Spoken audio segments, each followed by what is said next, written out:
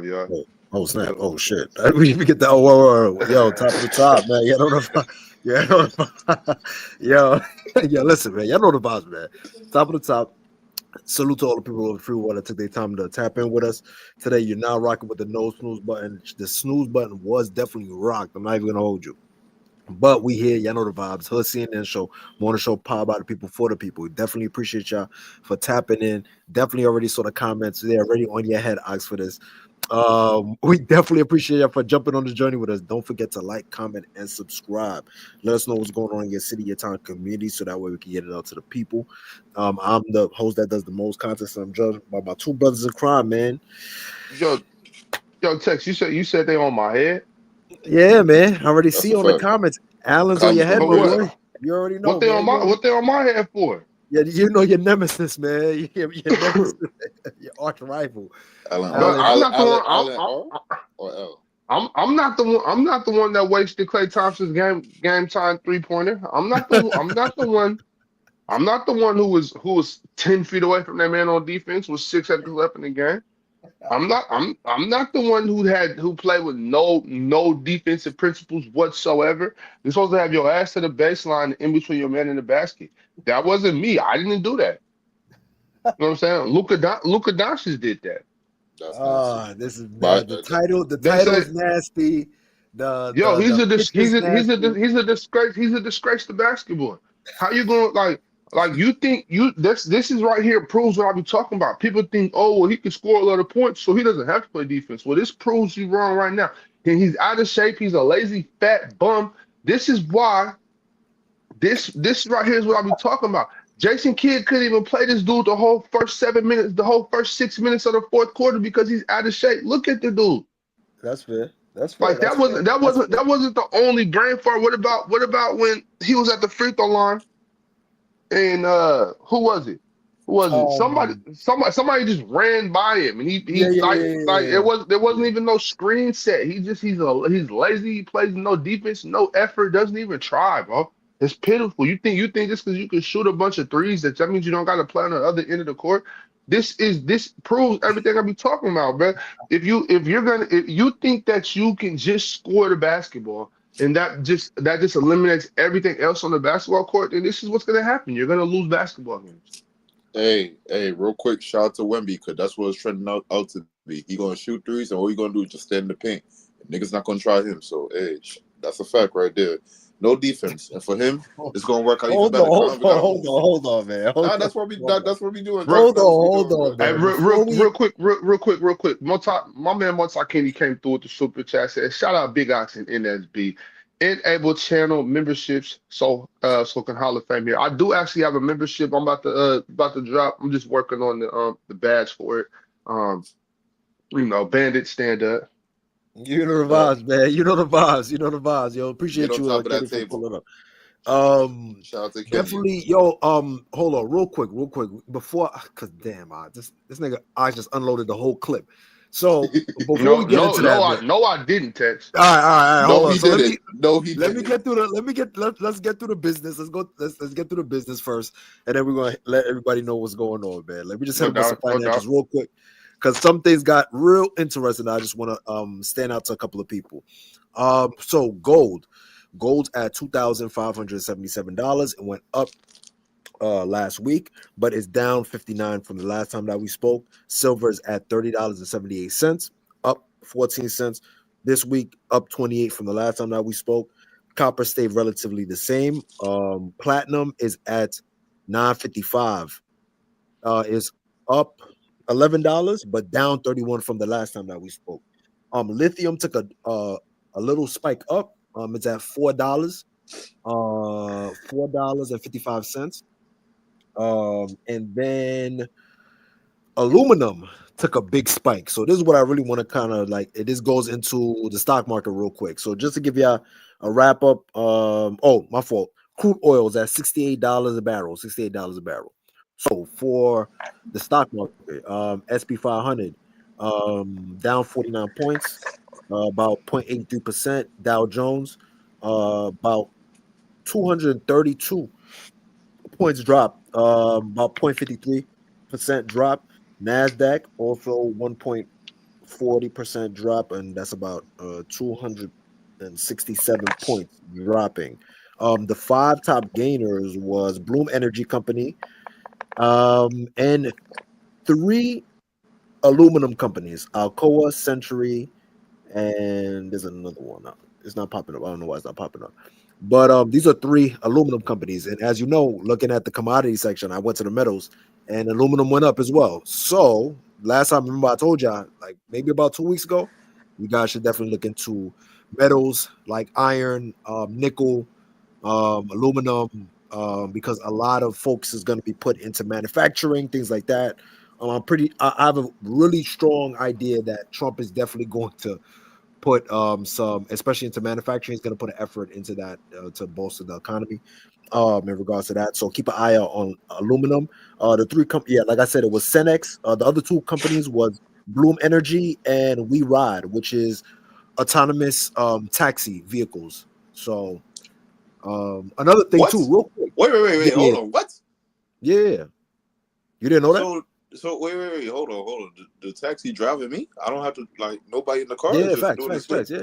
Yeah, you ain't heard about that, Easy? No, we can't do that, Ox. I did not hear about that, but we can't do that out in New York, bro. That ain't gonna work. That is not gonna work. That's not gonna work in New York. That's not gonna work in New York. I'm gonna tell you why it's not gonna work. The only way it's gonna work is if you got a self-cleaning robot in that motherfucker, self-cleaning cab, because niggas gonna be leaving trash in that motherfucker. I thought you were gonna say some shit like it's gonna be like Super Mario Kart. He gonna have to dodge all them potholes and everything. I thought you were gonna say something. Yeah. You gotta avoid the banana split in the middle of the road. I'm telling you, them robots ain't ready for that shit, bro. They ain't ready for New York potholes, bro. Niggas gonna be leaving all types of trash in that back seat, niggas. Listen, even Elon Musk don't got nothing for that Jackie Robinson. I'm gonna tell you that from now. He don't got nothing on that Jackie Robinson. Maybe the belt. Maybe we could take that shit on the Belt Parkway, but no, not on the Jackie Rob. But yeah, man. So it's just interesting to see. There's also going to be an open tender. Elon Musk is opening up, I think, if I'm not mistaken, next year, a tender for the SpaceX program that's going to be at $135 a share. He's really trying to get people to Mars, y'all. So if y'all want to get to Mars, I'm gonna tell you like this. I'm not a financial advisor. I'm not a financial advisor, right? But I wouldn't wait for that to dip. Like, I'll buy when that shit open.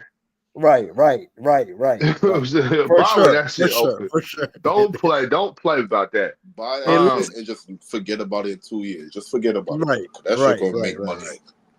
Because to be honest with you, bro, especially with Trump putting him in his team and cabinet, and we'll talk about that. Oh shit! Yo! Yeah. We gonna have to wait till Monday to really get into the cabinet talk, because I want to do a little more. I want to wait for them to make sure everybody gets picked, and then they're talking about they don't know if everybody's going to get confirmed. They don't know if everybody's going to get confirmed and whatnot. So I want to know about that. But I really got to dig into this picking of Gates. That's crazy. Yeah, that's crazy. That nigga got some real allegations, bro. Like, nigga, what y'all on right now? But hey, we'll see about it. Hey, motherfuckers pushing P the wrong way. That's what's going on. Yeah. Hey, but look. I know what we do on here on NSB. You know what I'm saying? We like to give y'all the current events. We like to give y'all, you know what I'm saying, all of that. All your information, weather and all that shit. But today, fuck all that. Okay? Fuck all that. Nigga, we got this. What I witnessed last night, which I wasn't even supposed to be there. You know what I'm saying? Like, I for real, I wasn't supposed to be there. I was like, I started the stream with a hoodie and a raincoat on, because I was supposed to take my son to wrestling practice. Ron was busy, so I communicated with Claire, and I was like, okay, I'll have my wife take him. It's no big deal. I'll jump on the stream. So I jumped on the stream about 2 minutes after the game started. I wasn't even supposed to be there. Okay, so for me to have to jump on playback on my day off and witness some of the most egregious shit I've ever seen on a basketball court, I am so disappointed. I am disgusted. I can't believe what I witnessed last night. The dude has so many serious defensive breakdowns. On top of that, they were down like 10. Luka was not responsible for that comeback. They came back before J Kidd put him in the game. If J Kidd would have never put Luka in the game, I guarantee they'd win that basketball game. They lost to the fucking Jazz, bro. Yeah, yes, that's correct. Okay. Enough of the don't we Right. Pack the fucking Jazz. Now look. With that being said, we play the Jazz. We play the Jazz at home tomorrow. So if we get spanked by the Jazz, you know what I'm saying? Then we in the same boat. You know what I'm saying? But I can guarantee we not gonna lose because De'Aaron Fox is standing in the middle of the paint doing nothing. Nigga looking at the sideline. Hey, what are you looking at? Nah, you going. What are you looking at? Hands down, eyes diverted to the side. What the fuck are you looking at? Everybody talking about, well, he thought Colin Sexton was gonna come up and he was gonna do something about it. Like, you know what? You think so these are the excuses that people are trying to give Luka Dončić, that they thought there was gonna be a screen. Nobody was even moving. First of all, Jordan Clarkson was standing at the top of the key just dribbling the ball. Colin Sexton was standing over there. Was that Jaden Hardy or was that Grimes guarding him? Somebody was already guarding him. You think anybody on the Mavs is looking for Luka Dončić to help them on a pick and roll? That motherfucker was just standing there, gasping for air. He didn't even know where the fuck he was at. He was so tired. Nigga, just lost it. He just he knew where he was at. No. I'm not even giving it. No. Look, but people, do you hear these fucking excuses they're trying to give him? Oh, he thought there was going to be a screen, and then nobody moved. You don't just you can anticipate, but you still have to have defensive principles. The game is tied. There's 7 seconds left in the game, and you're leaving Jordan Clarkson could have threw John Collins a lob pass for a dunk. 2 to 3 seconds. 2, 3, 4 seconds before he even passed it to him. Right. You got John Collins is 4 feet away from the rim. The way that boy jumped, Jordan Clarkson could have just threw it up, and Luka Dončić would have been on a poster for game. Nigga, he spared Luka. He spared Luka. That's a fact. Yo, look. Here's the funny thing too, Ox. Right? Niggas don't want to throw a fucking lob for the game winner, bro. You know niggas is pussy, bro. Niggas not doing that, bro. No. Jordan Clarkson, ain't no bitch in him. Ain't no bitch in him. Yeah, I seen Jordan Clarkson in an open run hooping in a fit that he could have went to a spot with. Yo, come on, son. This nigga's dipped me off. Jordan Clarkson got ultimate confidence in himself. No, that is not confidence. That is stupidity. Nigga, are you crazy? You see this? Listen. What you got money for? Hold on. I'll say this. Go ahead. He went after an Ox. They went to the if you go and look at the timeout afterwards, he's talking to John Collins, and he said, "Yo, I've been seeing it. I've been saw it. I just waited long." And you could tell, he could have threw it, Ox. Low key, I'm like, "Yo, throw it. Throw the oop. Why you not throwing the oop for?" And he waited.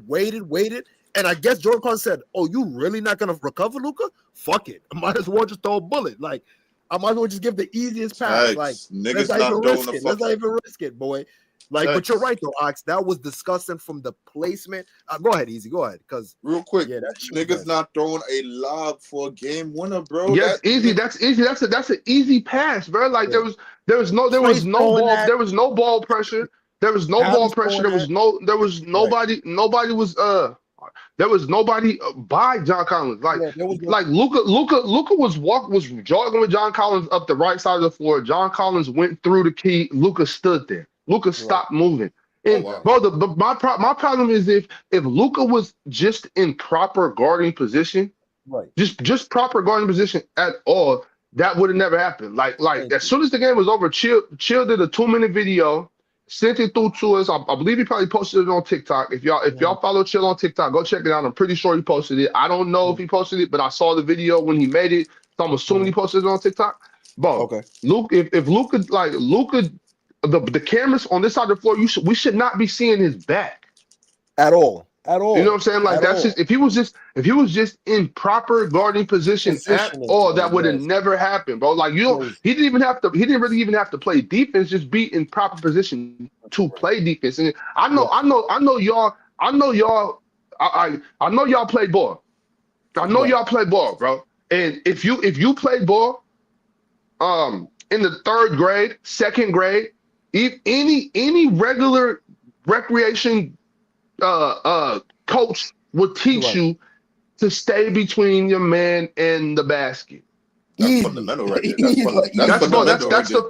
That's the first thing they teach you on defense. Protect the rim. Stay in between your man and basket. Second thing, which is honestly, I was told this like all the time. My mom, I had coaches that would tell me this, but they never put it to me about like simply just keep your butt to the baseline, bro.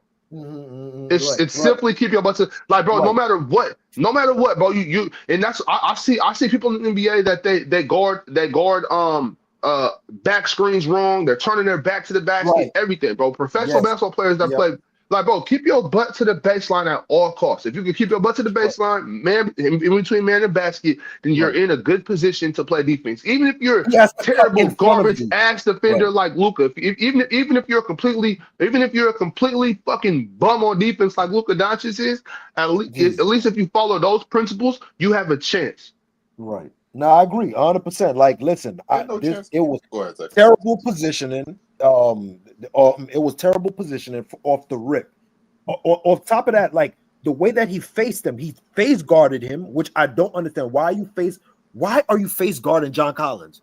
So then Luka, you decide to you're attempting to, I guess you're gonna and cut off Collins. What would you? And he's gonna give a straight line drive regardless. So that doesn't even make any sense. You should anything. But that's what he always does, though. He always gives the defender a straight line drive, though. He always try to cut them off, and then they go the other way in straight line. High hedging to do what? Because Derek Lively was nowhere near him. Derek Lively was nowhere near him. So you're gonna go up to do what? To step up, and you're gonna give the straight line to the cup. So Luka at that point, because he's playing the low man, because he's already in the box. He's about to be in the box. With Colin Sexton is a little bit moved up, and then Colin Sexton decide, let me just slide down. Luka just stays at the free throw line. I'm like, there's no way he's not seeing this.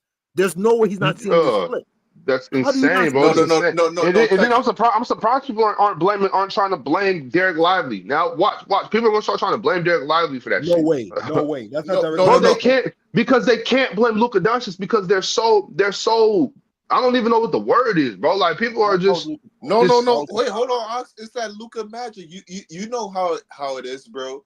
You know at this point, you know how to manipulate the tape, bro. So you can be like, I didn't even see that shit right there, bro. I fucked up, I fucked up, but I didn't even see that shit right there. You're giving yourself an out because ain't no way you don't see a man if you at free throw line and you see a man sinking.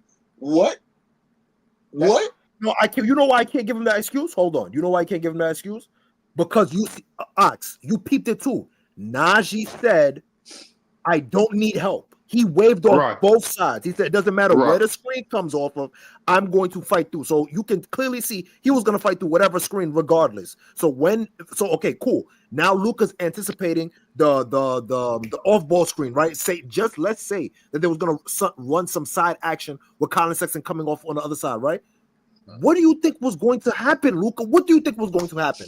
Derek Lively was going to come off from the other side, from the weak side? What do you think was going to happen? Jordan Clarkson was in the middle of the floor, so it's not even so Derek Lively had no reason to be all the way under the rim. He's guarding somebody. Unlike Luka Dončić, he's guarding somebody.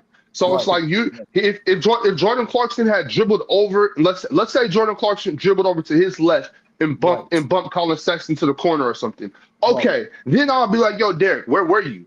Right. You know what I'm saying? But thank you. There you go. Yeah, but that's not what happened. He was standing in the middle of the floor. You know what I'm saying? And I'm gonna tell you like this: Najee Marshall, he already fed up with Luka Dončić. He was pissed at Luka in the third quarter. You peeped it, right? You peeped it. Yeah, he was like, hell yeah, he was fed up with this nigga already. He's like, bro, at least when I was over there on the Pelicans, I had Herb and Trey, Jose Alvarado, niggas that was playing defense. He like, I ain't never been around no shit like this. I know Najee Marshall is sick. He's sick to his fucking stomach right now. He like, bro, what am I doing here? And I know everybody. I know it's a lot of people gonna be like, oh, who does he think he is to be fed up with Luka Dončić? Man, he is a competitor. He was out there trying. He's the reason they came back in the game in the first place. Yo, hold on, Ox. Let me just address that point right there. For the people that go off and talk like that, yo, who are you to be upset at another man? Yo, y'all motherfuckers gotta live some fucking sorry ass life. So what are you saying? Oh, because that man is considered great among other people, that's I'm supposed crazy. to hold my fucking head down and hold my tongue and just make sure everything is happy? Get the fuck out of my face, yo. You know how people are. You know how people are easy. You know how people are. People think, oh, if you got more, if this person got more money than you, then that means you can't say nothing. You know, these niggas got no balls. So all because somebody else offer you some more money that puts you ahead of me in life, or ahead of you ahead of me in like in terms of perspective in people's minds, you must be crazy, bro. You must bro. What are you talking? Yo, all rap songs that's how the world is. Right. I'm flexing on you. Right. It's all about. So I'm gonna say this, like, just real quick, like, and there's a broader point. The human ego is so fragile. I put your shoes on. Come on, hurry up. You gotta get to school. Yeah. The human ego is so fragile that it created this false sense of reality through, you know what I'm saying, entertainment, money, value, like placing value in all of these things that really don't matter at the end of the day because they could go like a blink like that, right? So the human ego is so fragile that it has to put all of these barriers and gates. Because a lot of times they don't got nothing to offer to nobody. They don't really got no real value. So it's this game that we play with each other because it's like keeping up with the Joneses. You get what I'm saying? And that's how it is, bro. It happens in basketball.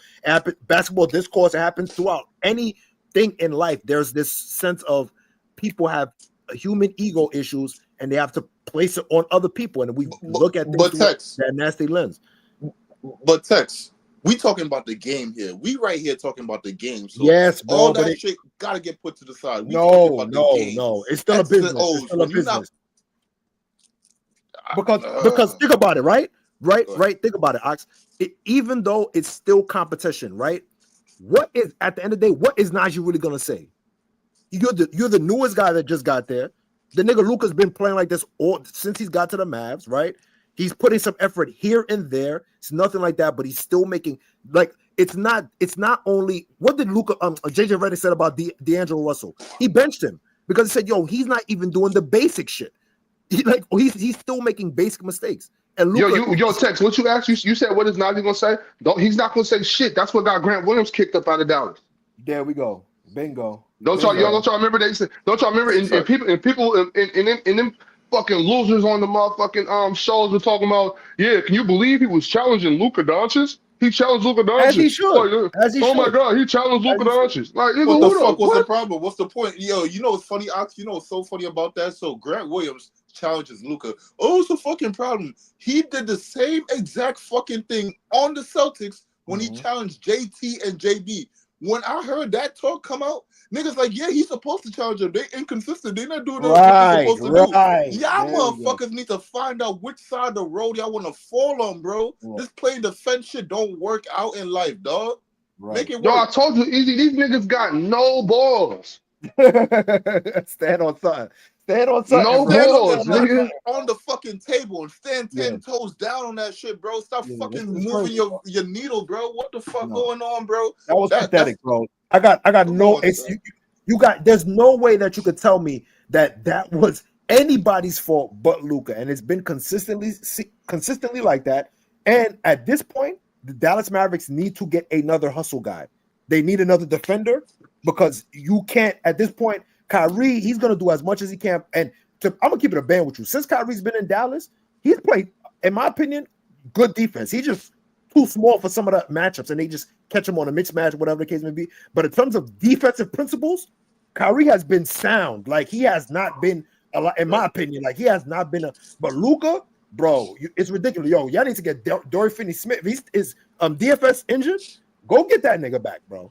Get him back. PJ will be back soon too. Yeah, PJ. Yeah, I think he'll be back soon. I'm not sure. I don't even know why I said that, but I don't know what's wrong with him. So let me not speak too fast. But they need another defender. You can't at this point. You're Luka on the floor. You have to hide him more than you have to hide Steph. You have to hide Luka way more than you have to hide Steph. Y'all didn't see Steph locking Luka the other day? Steph been on his shit. Since he got older, Steph stepped up. Steph stepped up. Well, I'm not gonna act like he was blocking Luka all game. I'm talking about possessions. I'm talking about possessions. Let me reel it in. Let me reel it in. Let me reel it in. Okay, let me calm down. Let me calm down. Because I'm not gonna do Luka like that. Because Luka is an amazing basketball player on that side of the floor. You know what I'm saying? But on that day though, Steph Curry was on a mission, and I think he was just trying to crash Clay's party because there was possessions where Steph blocked Luka and Clay. But I've seen in my thing. You know why I'm really mad at Luka right now? I'm really mad at Luka because I have seen it this season alone. I have seen every game. There's been in the beginning of the year. I'm like, but mind you, I had only watched. I told you I watched half of that basketball game. I didn't know how it all turned out, so I wasn't sure. I wasn't sure if he stayed consistent.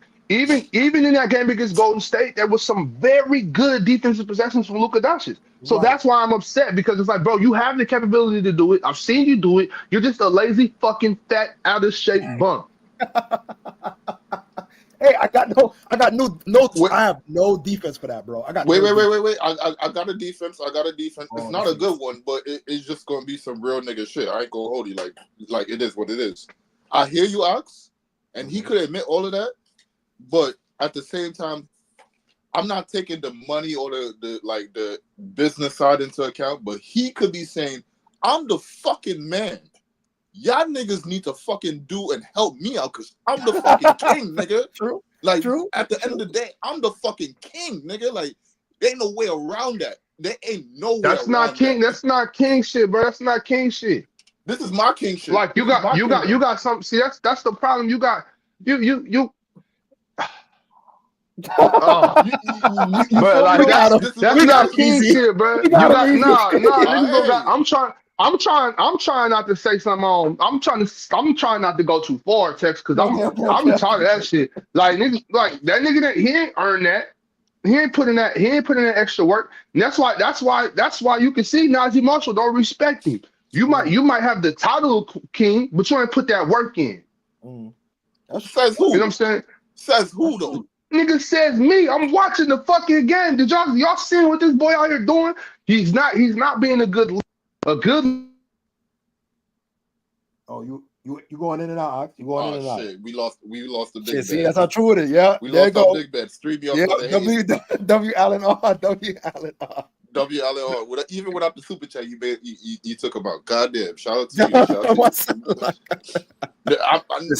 This is what happened with the $3 Wi-Fi, man. The $3 Wi-Fi, bro. This is where it gets you, bro. Hey, we got to throw an extra 2 on sometimes. Lazy kids lose. They can't. Hey, that's crazy. He still got the comment up. Nah, listen. I'll say this. He said Adam Silver said the black trust.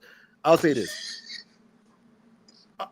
Just to back up Easy's point, and it's a catch-22 because Luka doesn't have to play like this, but Luka, being such a heliocentric offensive player, right, and having such command of the ball, having to dictate, play, make, help for the team, right? They don't have a lot of more playmakers. They do have Kyrie, obviously, and stuff like that. But it's really those two that really kind of play make for the whole team, and everybody kind of gets it out of the mud a little bit. Does Luka need to play like that? I think sometimes he does. I don't think all the time he does. But I think that also affects his effort on defense. I think when you go and when you have to start, because Luka's not really like athletic, in my opinion. I don't think he's like super athletic. I think he's just athletic enough. I think he's athletic enough so when he de-accelerates and when he can start and stop on a dime offensively, like for his time. Man, could y'all stop with this shit? No, but hear me out. But what I'm saying is, niggas always be like, for you to be that big and be able to slow down, you must be super athletic. Man, oh my god! Niggas always saying. I had to hear Penn saying that dumb shit. I had to hear Mars saying that dumb shit. I had to hear Swiper saying that dumb shit. That boy ain't no damn athlete. No, that's why I said I don't think Luka's athletic. What I think is that he is fluid, like people that like he has like soccer footwork. You know what I mean? That's what I mean. Strong ankles. That's what that only means, bro. That's all that means, bro. He got strong ankles, bro. So to me, but to me, to decelerate. That is a thing, though. Like some people, it takes a while for them to stop. Like that's a thing. You dig what I'm saying? He's decelerating because he's fat. He's decelerating fast because he was never going fast at all. He was never going fast to start with. It's not hard to slow down when you're going slow already. That's true. I mean, I guess you could look at it like this: if Slow-Mo had more handle, he would be Luka. If Slow-Mo had more handle, if that's the case, Slow-Mo. Nah, bro ain't that. Nah, he ain't next to Luka. Nah, hell. That's what you basically saying. No, that's what you basically saying. Not at all. That boy got game. Hey, that boy Luka got game, nigga. I'm telling y'all, bro. If Luka was a B- on defense, he'd be my favorite player in the league, nigga. Yeah. But he's an F-. F- is crazy. No, and I agree with you, Oz. I think the effort needs to be there. You're right. It's laziness. It's not. But I will say this: if he's putting up all these buckets, he looking at like, yo, dog, I'm doing a lot of heavy lifting, bro. Like y'all just easy looking at y'all niggas move around, bro. Y'all niggas all y'all doing is catching and shooting and finishing. Yeah, Luke. Yesterday there was a possession when Quentin Grimes. It was Quentin Grimes or Jaden Hardy. Oh, you broke up a little bit. You broke wherever you at. Move around. Goddamn, y'all. Yeah, wherever you at, move around. Yo, salute to everybody pulling up right now. Kyle, Abby, my guy Bama. Salute, Bama. What's the word, my guy? Can you hear me? Yeah, go ahead. You straight now. Luka Wolves. Okay, yeah. But that was the time when somebody got the rebound, kicked it to Jaden Hardy or Quentin Grimes, or one of them got the rebound already on themselves, right? And they was already at the wing. Luka running over there trying to get in their fucking way. I'm like Luka, move, nigga. And then they shot the ball, banged the three, and just looking at Luka like, nigga, we can play basketball too, bro. Right. You know what I'm saying? That's all I'm saying about Luka, bro. Like other people can play ball. Luka, get the fuck out the way. And I will say this too, Ox. The thing that I thought I was seeing a little bit of was, and it's an issue for me. And maybe you guys were talking about it on piece. I don't know if I got a chance to hear it. Just getting into when it comes to their fourth quarter offense, I think they walk the ball up too much. I think this slow pace, and it caused by Luka too, is they don't get into their offensive sets and the actions quick enough. You know what I mean? Like, forget about just the movement part, right? Obviously, there's not a lot of movement, but just getting into the action, they take so long getting to. They wind the clock down and rely on tough shot making. And yes, that's amazing in the playoffs. But playing that style in the regular season, why are you doing that to yourselves? You're putting yourself more at risk at getting into injury because you have the defense loading up to you. So you have knees banging. Like that style of offense, you would want to just go through your offense. Win, lose, or draw, you guys have enough talent to just go through your offense and trust the offense. Get your guys involved. Get Quentin Grimes involved. Get him into the offense. Get Najee in the offense. So I'm with you. I was like, him, I think you should have the emphasis, Luka. Yo, you already nice. You can get your shot whenever you want. Yo, really work on pace. Get in the offense. Jason Kidd is a master at pace. That's why I don't understand why the Mavericks have this. It's like they have two different versions of themselves. They have the Kyrie fast-paced offense, and then Luka's like slowed down Paul Pierce style offense. It's really annoying to me. It's like a gift and a curse in my opinion. I don't know how to look at it. Wait, hold on, Tex, real quick. Esteban. First off, my two dogs right here, they sober as shit. I'm high. Nobody drunk yet. The liquor store not even open. I ain't got the bottle left. I'm fine. I'm not. All right, my nigga. The liquor store open. I just ain't went yet. All right, so we getting there, bro. We getting there, but we not there yet. Well, texting me it did, but either way, Esteban, like the motherfucking video, nigga. Shit. That's a fact. And we speaking facts right here. Don't hate, nigga. We speaking facts right here. Don't hate, dog. Yo, that's shit some bullshit, dog. Ain't no way we asking for effort for years, my nigga. Man, but shit though, I gotta get the kids to school. You didn't get to see. Hold on, real quick. I just want to say this: Fly Eagles fly, man. Yo, Ox, you need to watch that game. That Commander game and the Eagles game was super fire. Saquon Barkley Jesus That Christ, shit son. was boring to the fourth quarter, bro. Nah, They did the son. same Don't bullshit they hate, bro. did in You a the hater, first bro. quarter, You know, bro. that's nasty No, work. bro. No, That's nasty bro. work, son. My Eagles son did the say Paul was same getting fucking busy, bro. nigga at the beginning of the third quarter. It was 7-3. I know. 7-3. Come on, bro. I know. But they Yeah. kept it out. They Hey, kept but it out. look, real quick, because Tex, you had said something about him saying, "Oh, he's carrying a heavy load or whatever." That's Right. why I asked Penn. That's why I asked Penn yesterday on the panel. I don't know if anybody heard that. I'm Mhm. curious to know: am I exerting more energy when I shoot the ball, or am I exerting more energy when I'm running around, cutting, setting screens? Am I exerting more energy when I'm running full speed up at the court, or am I exerting more energy when I'm dribbling the ball? Like, why do people think that just because I shot the ball, I'm giving up more energy than somebody that didn't shoot the ball? Let me ask you this question though. Let me ask you this question. Do you think it's more pressure and more energy and more stress that's on you if you have the ball in your hand and you have a defender that's on you, draped on you, and you have to make decision making opposed to a person off ball that he is doing work. He making screens. He's challenging the win. He's stopping him. He putting himself in gaps. He's switching out Yeah, things of that nature. But no, like, because easy people are playing off ball defense too. Like if I'm a big and I'm setting screens, I'm posting up, I'm getting resistance too. Like the defender is bumping me, I'm getting hit too. I'm like, so no, I don't think so.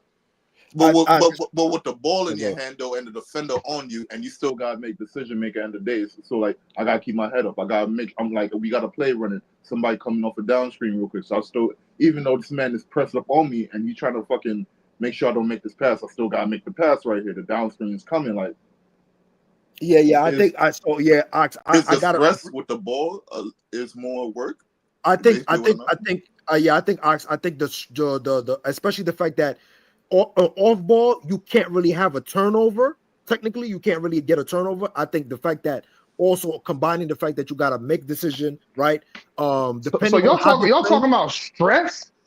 I'm stressed because I got the ball. No, but no. What I mean by is I'm talking about physical exertion. Like, no, I'm talking about that. So the decision making that plays a part into like your effort too. That plays a part into your effort. So like decision making, like you know what I'm saying, thinking on the fly, blah blah. That plays a part. So your conditioning, like mental conditioning also works too. It's not only physical conditioning. You dig what I'm saying? So if I'm let's say if I'm having to think the game through and stuff like that, like you're gonna have to like.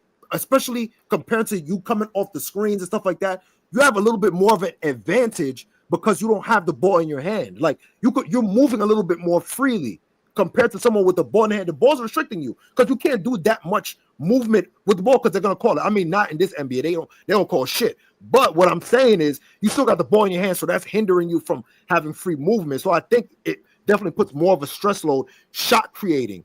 In my opinion, that's why I think Kyrie is a better scorer than Steph because he has to do it with somebody on him. He has to do a plethora of scoring. He has to do a plethora of scoring moves compared to Steph, where Steph can rely on off ball, his teammates, pinning him off. Like he doesn't have the stress of having the ball in his hand. So are you saying that Kyrie is exerting more energy than Steph Curry?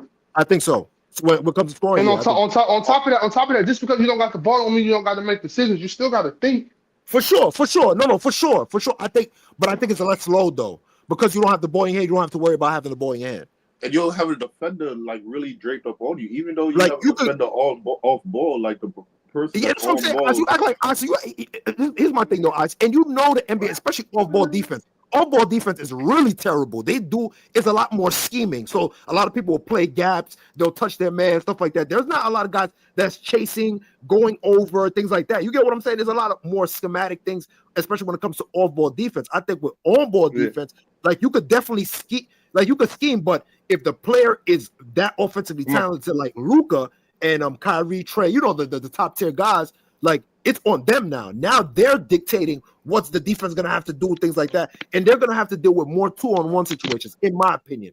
I think it's very rare that on off-ball defense, you're going to see a lot of 2-on-1 or defensive shifting to you on the off-ball situations. I think Steph is a prime example of he's the one where you can say, all right, Steph is the one where real quick, Tex, y'all can keep going. I'll come back and end the stream in like 10 minutes. Yeah. Y'all go. I'll be back. Yeah, better. Yeah. So yeah, man. Like, so in my opinion, like the way I look at like off-ball defense, like you could get away with a little bit more on the schematic end and have like more teamwork. And let's keep it a bet. Like there's not like OD amazing off-ball defenders, especially with the spacing that we have now, right? So it's way more schemes and playing the gaps and things like that, and trying to like cause like turnovers through passing and things like that, shooting the lanes, shooting the gaps and shit like that. So I don't know, like I'm a little bit impartial to that. I kind of favor the person that's shot creating a little bit more versus the person that is relying on off-ball movement. I understand the gravity of Steph, but not everybody in the league is Steph. You get what I'm saying? So I hold Steph to a different regard. So I don't look at off-ball movement for Steph the way I look at it for everybody else. So that's why I'm going to take the shot creator over the off-ball movement. Because not everybody runs great offense. Not everybody. I can have a great guy that knows how to curl and do all Duncan Robinson. If he's on a different team and they don't know how to run his sets, he's cooked. Look at Dallas. Clay, they're not running the same sets for Clay. And Clay's still a great off-ball player, but they're not running the same. So his value, he loses value because not every team is not going to know how to scheme for that. So compared to a guy, he could just be a bucket. Lou Williams, you put him anywhere. He's a bucket. It don't matter. You see what I'm saying? So I think it's more. Yeah, go ahead. I agree. I'm just I mean, both have a point. I mean, I agree with Oxy. It's a fair point that he's making, and to relate to like Penn point, basically. I mean, I kind of agree too, but like at the same time too, then we have to really get to the context of the situation. Like it starts going from like team to team now, and depending on like what's the roles on the team on what you have to do, because then at that point, like what happens if your team is really like a ball movement team? So like if the person with the ball doing a lot of work, if the person off the ball is having a curl or make a off ball movement, or like even on defense at that point, where it's your defensive pressure tendency. Oh, the person on ball just needs to push him more towards to the defender. Are you doing the work, or is the defender doing the work? He has to challenge the shot. He's making sure he's staying in the position. So he's basically guarding two men, because you're going to send your man to him, and he got to make sure his man doesn't do some bullshit. So your man fucking just gives him an easy fucking layup or dunk. So like you gave me like 3 jobs all at one time. I'm not gonna lie to you. Like that's what you really just did. So you know, I can get it. I get it. But man. And then on top of that too, you have to also remember too, like a lot of teams are definitely heavy pick and roll offenses. A lot of teams aren't doing a lot of movement, like split action, stuff like that. So did a lot of double drags, things like that, to get isolations, to get like mismatches for the point guard to go by the defense, and to try to get the 2-for-1 action to see if they could get the corner shot.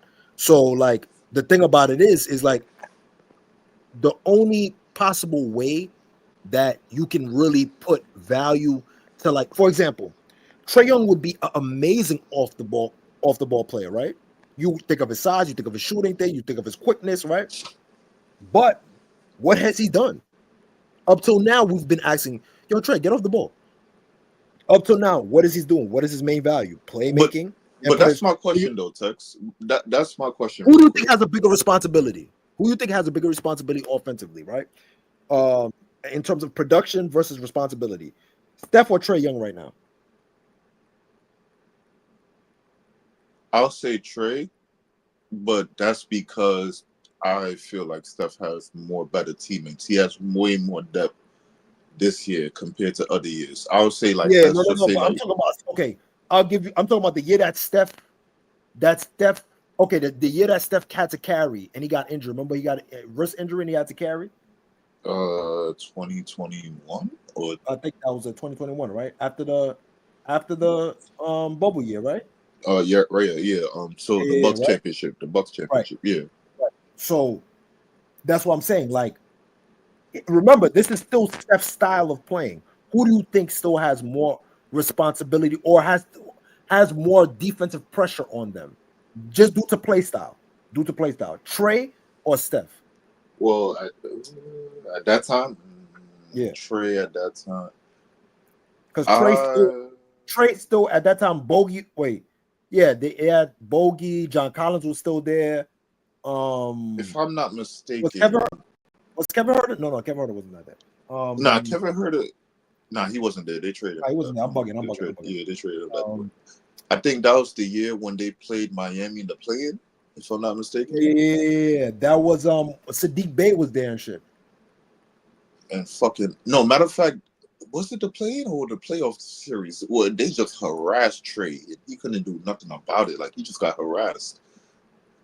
I don't know if that was a playing. Okay, that was a play. Yeah, so that was the play-in game. Okay, yeah, so he got fucking harassed basically. So like, if we go and talk about defensive tendency, so I would say Steph had more responsibility, but now we're getting into teammates and roster construction and play style because Steph is getting off the ball and creating off-ball action.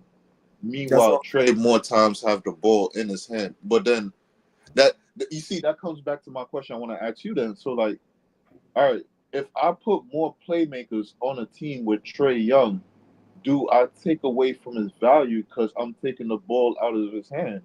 And his main value, and I can relate it to Luka. Like if I put more playmakers on a team with Luka, do I take away from Luka's value? Because his value is having the rock in his hand and dictating where this shit goes, or he just takes a shot that a lot of people can't guard, or he could make that shit on a consistent basis. So yeah, so here's my thing. My thing is like I'm cool with letting Luka dictate the whole tempo and let it be heliocentric. I'm cool with that. I think you maybe need one more creator.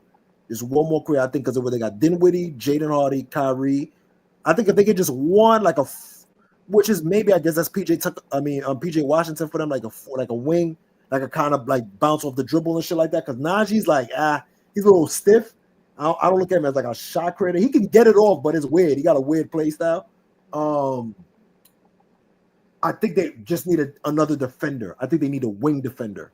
They need maybe a Dorian Finney-Smith. They need to get a wing defender to shore up that defense. And I'm fine with Luka dictating the offense. I'm cool with it. I think he just needs to move faster into the offense.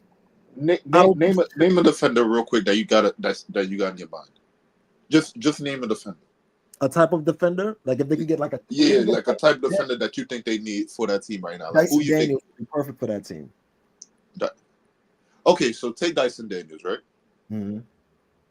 In the heat of a game, right? Let's just say Dallas and Denver. What would be your closing lineup? It would be what you writing out for the last 5 minutes? Lively. It will probably be Lively.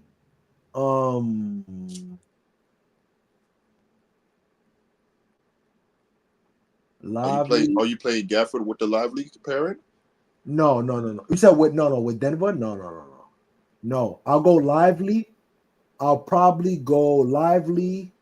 Denver PJ. fully healthy too. Yeah. Lively, PJ, Dyson, Luka, Kyrie. Lively. Clay on the bench. Right? Wait, hold on. So Lively, PJ, Luka, Kyrie. Mm-hmm. Who? Because Dyson, in my opinion, can. And Dyson. Okay, and Dyson. Yeah, and Dyson. That's what I'm saying. Because Dyson, I'm cool with Dyson on Aaron Gordon. So you put in PJ at the 4, and you let them match up with AG. I'll let PJ match up with Michael Porter Jr. I'll let PJ match up with Michael Porter Jr. Dyson Daniels, either or. They can switch either or. That's the thing about it. That's what they're strong enough to guard. Because Aaron Gordon is not as big as he used to be. He used to be big as hell, but he's not as big as he used to be. So I'm cool with him. I think Najee don't got the foot speed to keep up with Aaron Gordon. How much is Dyson Daniels averaging this year? If you know, is it like 11 to 12? Is it past 15? It might be something like that. I know Jalen's averaging like 18. Oh, let me double check right now. I'm about to check right now. Hold on.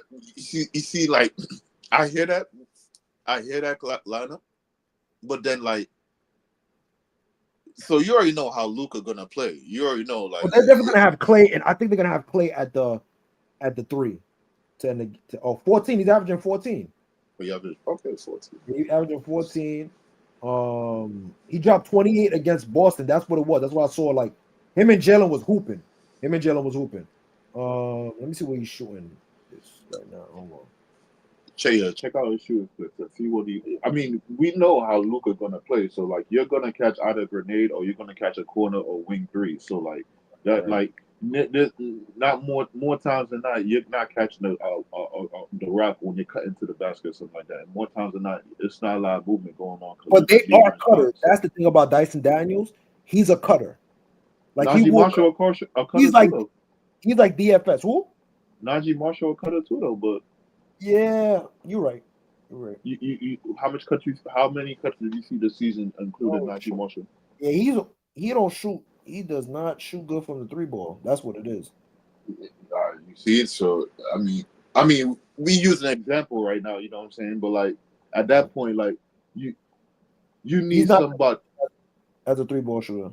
Yes. So like he's a good defender this season so far. Like he's been doing his thing and he's been making Trae Young look even much better and making the team look better. But like at that point, like for like this team, like you asking for another defender, but like they're gonna prioritize offense more. So like Clay, more times than not, Clay might be a part of that. Yeah, he's gonna be. He's definitely gonna be for sure. So and then like I love Clay, you already know that. But what the fuck, nigga? You get cooked. You're a tree. You're fucking. You're a wet floor sign, nigga. You stay right there. I move you when I need to move you, nigga. Like so he cooked, Luka cooked, and Kyrie could get abused. So like so 3 people right there. Lively can't cover up all that, and even then, like niggas make a switch, you get cooked in the perimeter. Like this is just a team with a lot of defensive flaws, but their upside on offense could get really high. So like the only time when it changes up when they really lock in on defense. So like or they shoot crazy good. So like you know what? That's fair. That's a fair point. My fault to cut you off. Nah, go ahead. I'll say this. I don't think he built on it. Well, let me see. He built on the game basketball, looking for calls all the time. I'm just reading the thing. Okay, I honestly think Luka should have set out to some of these. I agree with that, Zach. I think he should have definitely and just let Kyrie run the show. It would have been cool with that. I think Kyrie would have kept that offense looking. You know, it would have gave a different look too, because Kyrie's a little bit fast and gets into the offense. So that's actually a good idea. They all need to be bought in defensive. I think, but here's the thing, DK, real quick. I think that they. How to describe it? I think they are bought in defensively. I think everybody is bought in defensively. I think on top of Luka just naturally being a slower player, I think you have to overcompensate for him. That's what it is. So it's the issue is the same thing how Steph was too small and gets pushed out the way. So then you have to rotate one.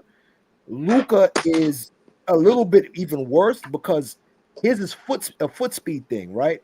So if he gets shifted one way, it's a straight line drive to the rim, because if it's 5 out, which is most of the league is 5 out, you're putting Lively in the corner. So most of the time he's on the weak side corner, so Lively has to rotate. So now if it's a smart guard, like he's going against a Darius Garland, any of the premier guards, things like that, Jamal Murray, they're going to manipulate that to get that corner shot, whether it to be Michael Porter Jr., whether it be to Aaron Gordon, whether it to be, you know what I'm saying, like. They're just going to get wide open to Dean Wade with Darius Garland and Donovan Mitchell. They're going to manipulate that offense through Luka because they know they could just do one shift. And once they shift him out, because he's not going to give – and I'll say this. He's been doing difference. He's been giving multiple efforts, but it's not consistent enough. So that's why I think they need to go after either – and just because Brooklyn's rebuilding – go after if go back and get DFS. Go back and bring back DFS, or go for Zion Williams. I would like Zion Williams a little bit better, but I mean, I don't know if the Nets are willing to give him up. That's what the thing. I think the Nets are thinking about keeping him. Ain't Zion on a 1-year deal though? He on a expiring he's on 1 year? I think so. He's on 1 year? But he's been hooping though. He's been hooping. Yeah. I'll give him that. He's been hooping, but I mean, me personally, like I hear you with the DFS, that would give you the defense, but like, all right, DFS is good, but like, let's not get ahead of ourselves, bro. Like that man 3-ball is not there, bro. Like, and even when he was on Dallas, like it was shaky, bro. Like, bro, I remember that shit, bro. Like, if you just hit a few of your threes, some of them games would have went different, even way back when. Sure. So he's like, definitely, but my thing is like, I look at it like this, right? and I understand you already got a corner guy with PJ. You're kind of looking at PJ as a corner guy, but I think they gave PJ a little bit more in the offense, where he does way more than just being a corner guy. I think he's their version. And listen to what I'm saying. I'm not saying he's Aaron Gordon. But what I'm saying is that he's kind of like their Swiss Army knife. Like he could shot create a little bit, like off the catch. He do a little rip through. Like he's better. How can I describe it? He's athletic, but not over athletic. So he can punch it on somebody. He can run the floor. He's a good wing. Like he's like in between Aaron Gordon and Kyle Kuzma. You get what I'm saying? Does that make sense? You could talking play a about little PJ? bit of defense. Huh? You talking about PJ, right? Yeah, PJ Washington. So I think you already got a corner guy that's athletic that can run the floor. You just gotta, in my opinion, I think you just gotta use your off. You gotta use the guys more. You have to stop relying on Luka. Same thing with Steph. Remember, you just gotta give the guys confidence. Look at now why the Warriors are doing way better compared to last year. Because last year they just had Steph going crazy, trying to carry, and then towards the end they finally realized, just let the young guys develop, right? And then from there, now you see they have a whole bunch of confidence. Now they can run the offense. I would say they can run the offense without Steph, but they don't look lost when Steph off the floor. You see what I'm saying? Right. Obviously, shout out to Buddy Hield because he's been hooping that buck teeth bandit. He's been hooping like a mother. But that shooter's gonna go down. There's no way Buddy Hield is gonna stay at this clip. There's no way. What's his clip right now, though? Down, right? Well, what's his clip right now, though? Because everybody's saying this. I think his clip is like close to 50 or some shit like that. Let me see. I think he's like shooting like 50 at the 3-ball, bro. So, like, if his clip go down, what we saying he's falling down to, though? What? Because I've been wanting Buddy Hield on this team, especially when Clay was here in his fucking prime. It would have been a splash 3-0, nigga. 3-man fucking weave on the fucking Warriors. That shit's crazy. So, like, he's looking like Oklahoma. Where he played again? Not Oklahoma. He played for what school? Buddy Hield played for in college. Yo, chat. He was bugging. He was bugging out. Damn. But yeah, go ahead. My fault. I forgot what school. Let me look. I'll look that shit up. No, but I'm saying though, right? Since he on the Warriors now, right? So like, all right, 50%. I've been one of the men on the fucking team. Like I've been like, yo, the man is close to Steph at 3-point percentage. Like, what the fuck we talking about? So, if the man is shooting 50% from three, what fall off are we seeing right now? Because, all right, right now, we're like, what, 11, 12 games into the season? Your averages start averaging out unless you bottom the fuck out around 25 games. But unless, like, you bottom out after that, like, you start doing some crazy shit, if you're not consistent after that, it's just going to fall out. But it's going to stay where it's going to stay at. So if we're 12 games and he had 50%, where are we saying his three? So he's shooting 50 at field goal, but he's shooting 46, like 47 from the field, 47. What are you shooting from three? He's shooting 47 from the three. 47. So what are we saying his 3-point about to fall down to? Maybe 40. I'll give him 40. He about to drop from 47 to 40? I think so. Or maybe 40, I'll give him 40. I'll give him 42, 43. 42. I'll give him 42. 43% shooter? 43%. In the playoffs, it's going to drop, though. Playoffs is going to drop. That's what I mean. I'm not worried about regular season. Regular season, he's going to have amazing regular season. Depending on what team they play. If they play the Mavs, it's going to be real. Listen, I've been saying this in the group chats. Adam Silver, I hit you up, my boy. Yo, make this happen. Yo, script. You know what to do. Get the script in. We need a first round Dallas Mavericks Warriors playoffs. We need to see if Draymond can compose himself. I don't think so. I think Draymond might end up deleting someone. What? Goddamn. It's just a. I think Draymond might send somebody to the upper room, man. I can't put it. Yeah, because I think Luka is gonna say something insane. He's gonna say something insane, and Dre's gonna have to crash out on somebody. No, He no, can't crash no. out on Luka. He ain't gonna crash out on Luka, and he damn sure ain't gonna crash out on Kyrie. So those two are off the table. Like he ain't crashing on them. I see him crashing out more on somebody like Derek Lively or fucking Daniel Gafford. Like something happened, he just lose his fucking mind. Nah, he's not gonna try to wild out on Gaff. He's gonna try to crash out on Lively. He not gonna wild out on Gaff. Or if anything, PJ might do some funny shit like in the beginning. Yeah, like he might get like a lob. It's gonna be some PJ. Shit. Yeah, and he might do some funny shit. Draymond see that shit, he just never forget that shit after that. And everything just gonna be like directed towards that nigga on some low key shit. Like, yo, goddamn, bro, like it looks like you got something to get to. They're gonna bait PJ into taking dumb shots too. I know that off the rip. They're gonna look at PJ being the weak link for sure. If the Warriors did, they're gonna say, yo, we're gonna dare you to shoot.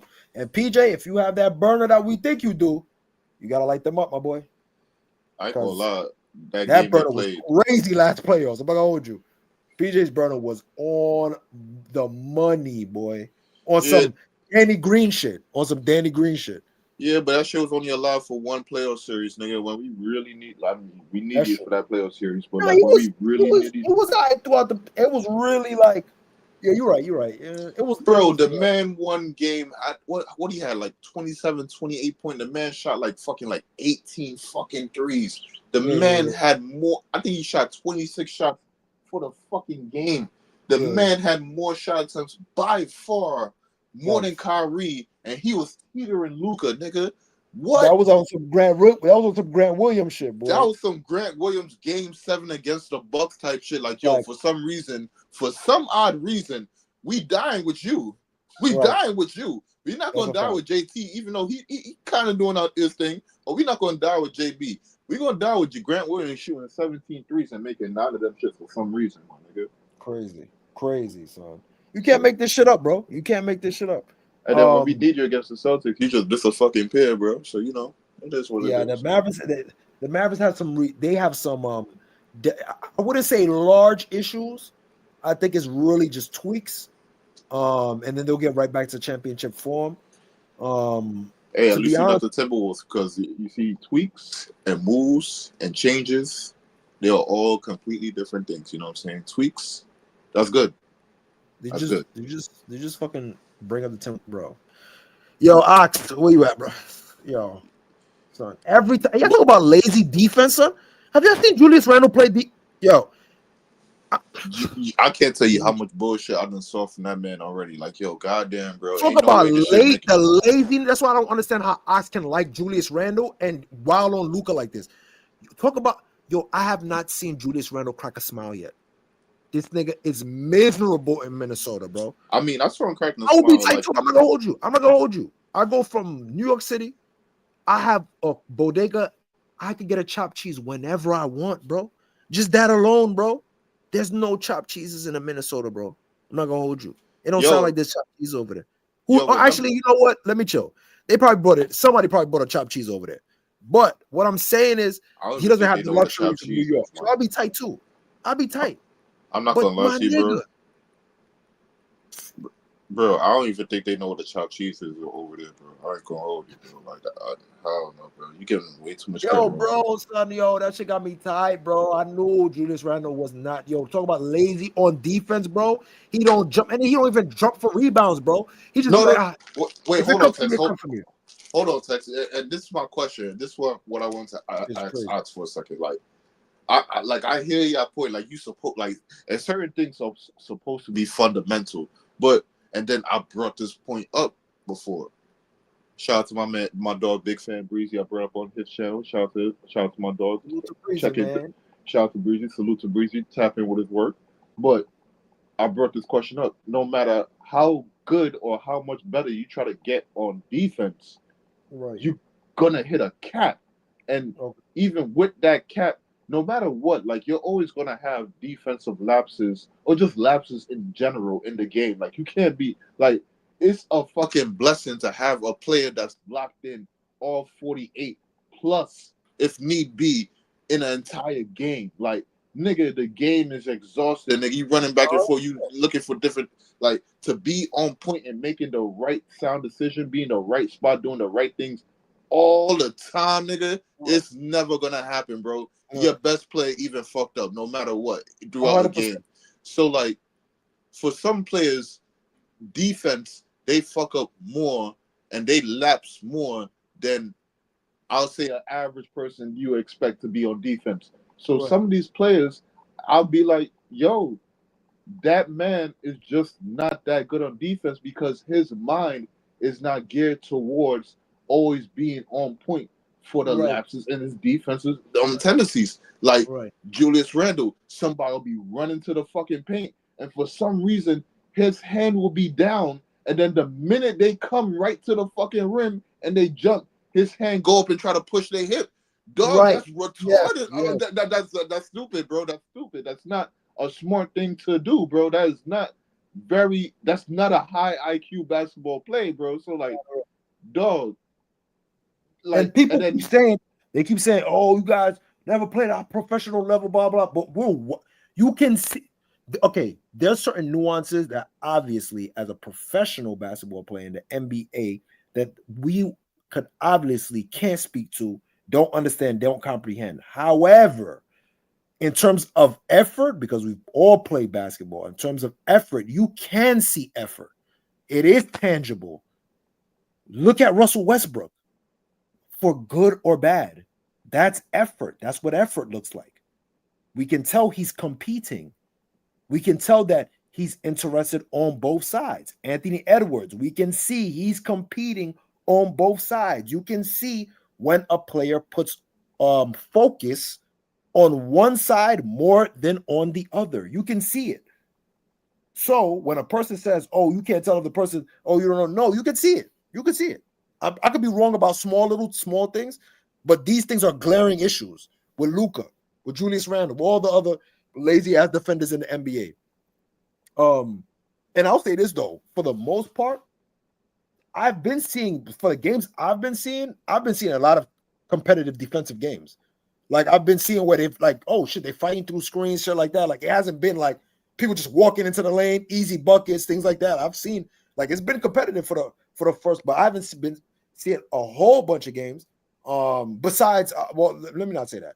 Besides the game Wemby had the 50 ball, that didn't look competitive, or it just was too easy.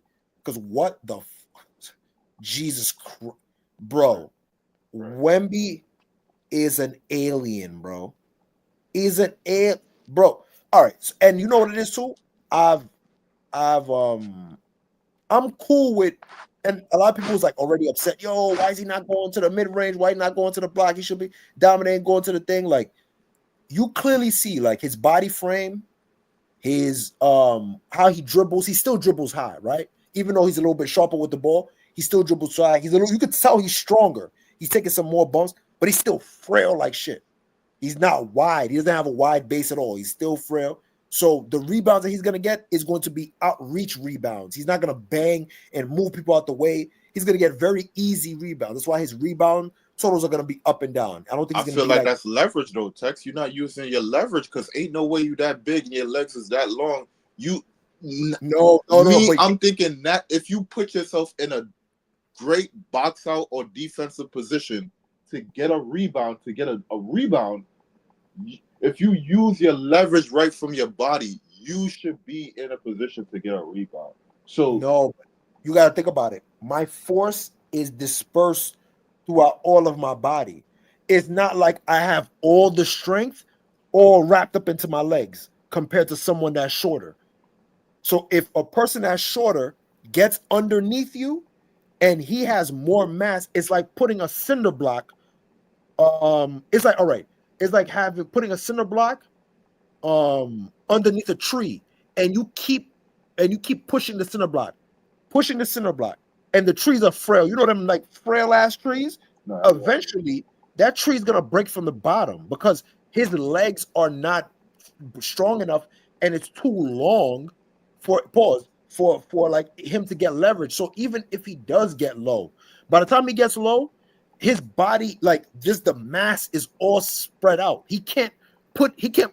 Basically, he has to put himself into a curling ball to compete in box outs, bro. He would have to like get into full squat position every single time, bro. The nigga's 7'5", bro. He's not trying to do that, bro.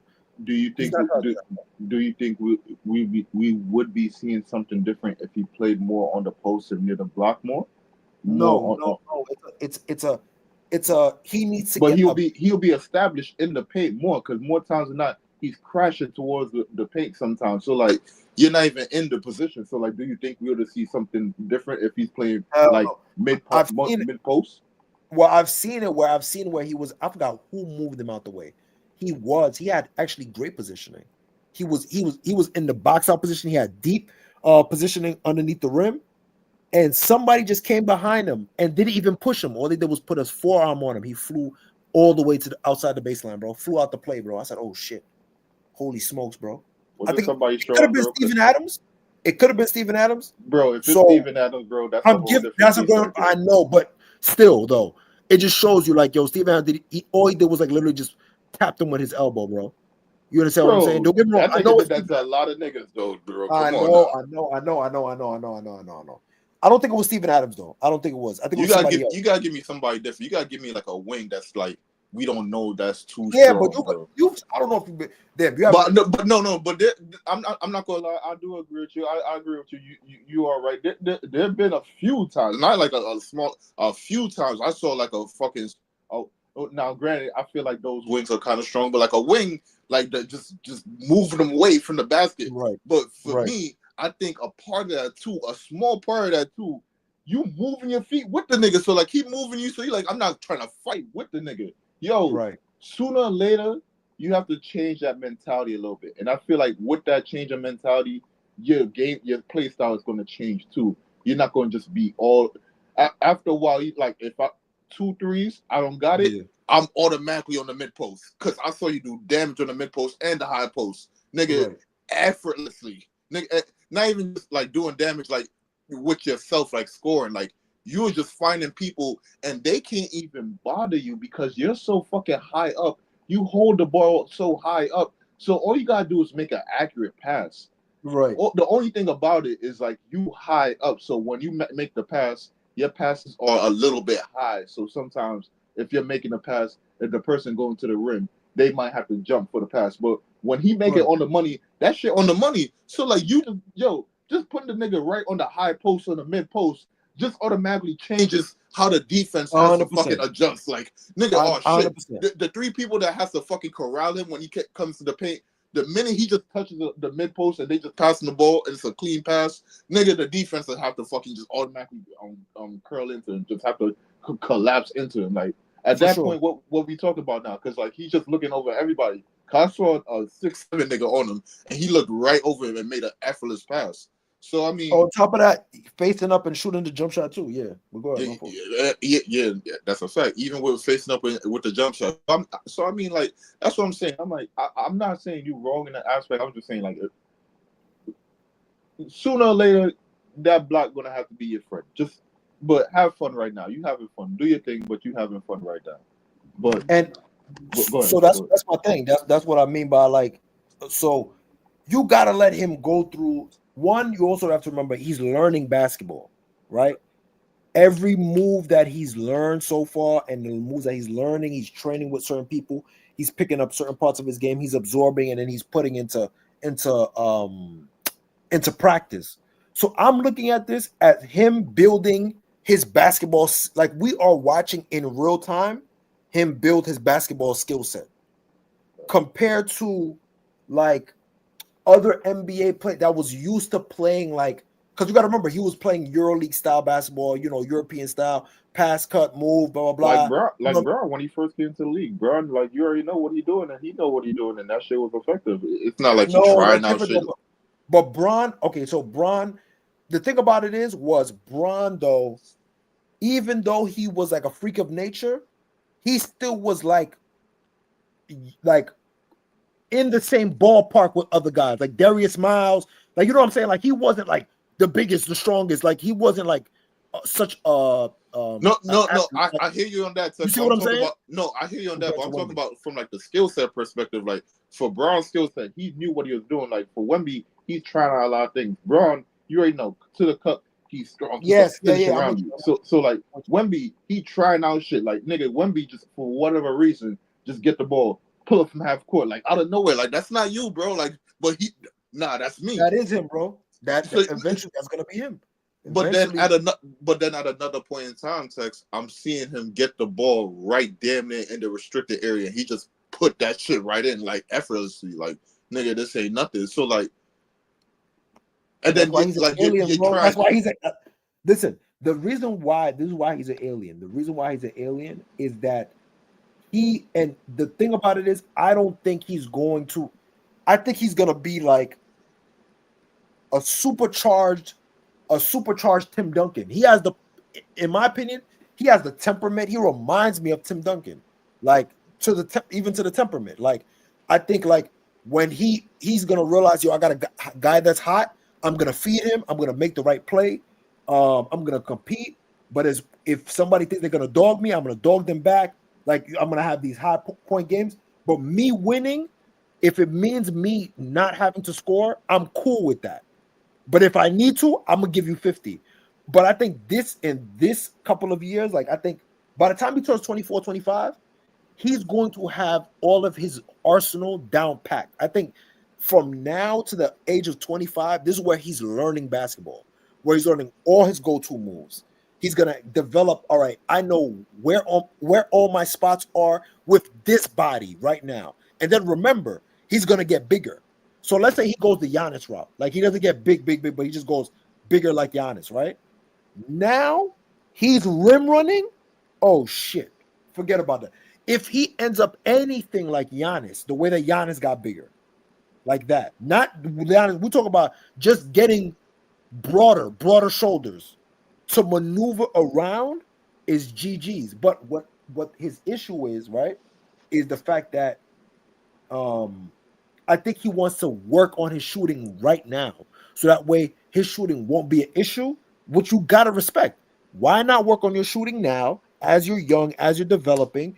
By the time you hit your prime and you're athletic, they're respecting you for your jump shot because you're showing people that you can pull 6. You're going to pull 6. You're going to pull 8. So now it's forcing you. Same thing like Cat. Now you see that bum-ass face-up drive? When Wemby does it, it's going to be a whole different story. Imagine he takes what Kevin Durant does at the mid-range and he does dribble pull-ups at the 3. KD was already doing that. But if he does that on the regular, GG's for the game, bro. What are you going to do? What he's doing, half court, one dribble, hang dribble, pull 3s. You're cooked, my nigga. You're cooked. He's trying, you can clearly see, I'm trying to get comfortable doing this. So whenever I feel like pulling up, I can pull. You can see it. You remember, KD is his inspiration, bro. That's his favorite player. So he's going to have that KD influence until he gets a wider base, and then he's going to get to the block. And then it's not even going to be the block. It's going to be KD and then Dirk. Literally what KD's doing right now. You don't see KD. When KD gets older and he don't feel like playing like a guard anymore, fuck it. I'm going to play on the block. I'm going to play on the block. Yo, Tux, if anything, bro, I'm not going to lie. If I really want to see some Dirk out of him. If he could get some Dirk in his fucking game, go on that block and have that one-legged, oh, man, nigga. You didn't see what he did? There was a move that he did. He went all the way into the paint. He could have just turned around and dunked it. He pump fake, and then hit a fade. I said, what the fuck are you doing? And I said, oh, he wants to, like, he really is trying to get a bag so then, like, he wants to see what he's comfortable with. Yeah, that's a you know what I mean? Yeah, that's a fact. No, I agree with that. I agree. Yeah, Dame's, that's another person. Yeah, Dame's defense is. Oh yeah, let me ask you this. So what's your thoughts on Milwaukee? Giannis had what was it, a 60 burger, close to a 60 burger? I think he had a 59. When did thugged it out, got the Pistons right up out of here. What's your thoughts about Milwaukee? And do you think that Doc should be held liable for it? Do you think this is Doc's last year? Did he just get the fucking deal like the last year? So like he's in like the first year of the deal. It ain't like a 4-year deal. So like getting rid of him, like all right. So like Milwaukee, like aren't you still paying Mike Budenholzer, and you're still paying Adrian Griffin, and then if you get rid of Doc, you paying Doc fucking Rivers too. So they're not gonna get in. I don't think they're gonna get rid of him. Yo, if you do that, like at that point, like what are you doing then, bro? Like at that point, you got to get a whole nother. So at that point, you're paying 4 fucking coaches. One of them is coaching another team. So goddamn, So, bro, and then all right with the team now, right? Okay, this is very disappointing. I can't believe it's this disappointing. Now, granted, early in the season, things could change out, depending on how things. I mean, deeper in the season, how it goes. But right now, bro, god damn, you see, this is what happens when you don't improve your team. It looks super nasty. I don't know if they do have a remedy for it. To be honest with you, hold on, give me 1 second. My fault, y'all. Give me 1 second. Y'all can hear me. My mic is on. Y'all can hear me? Yeah, you should.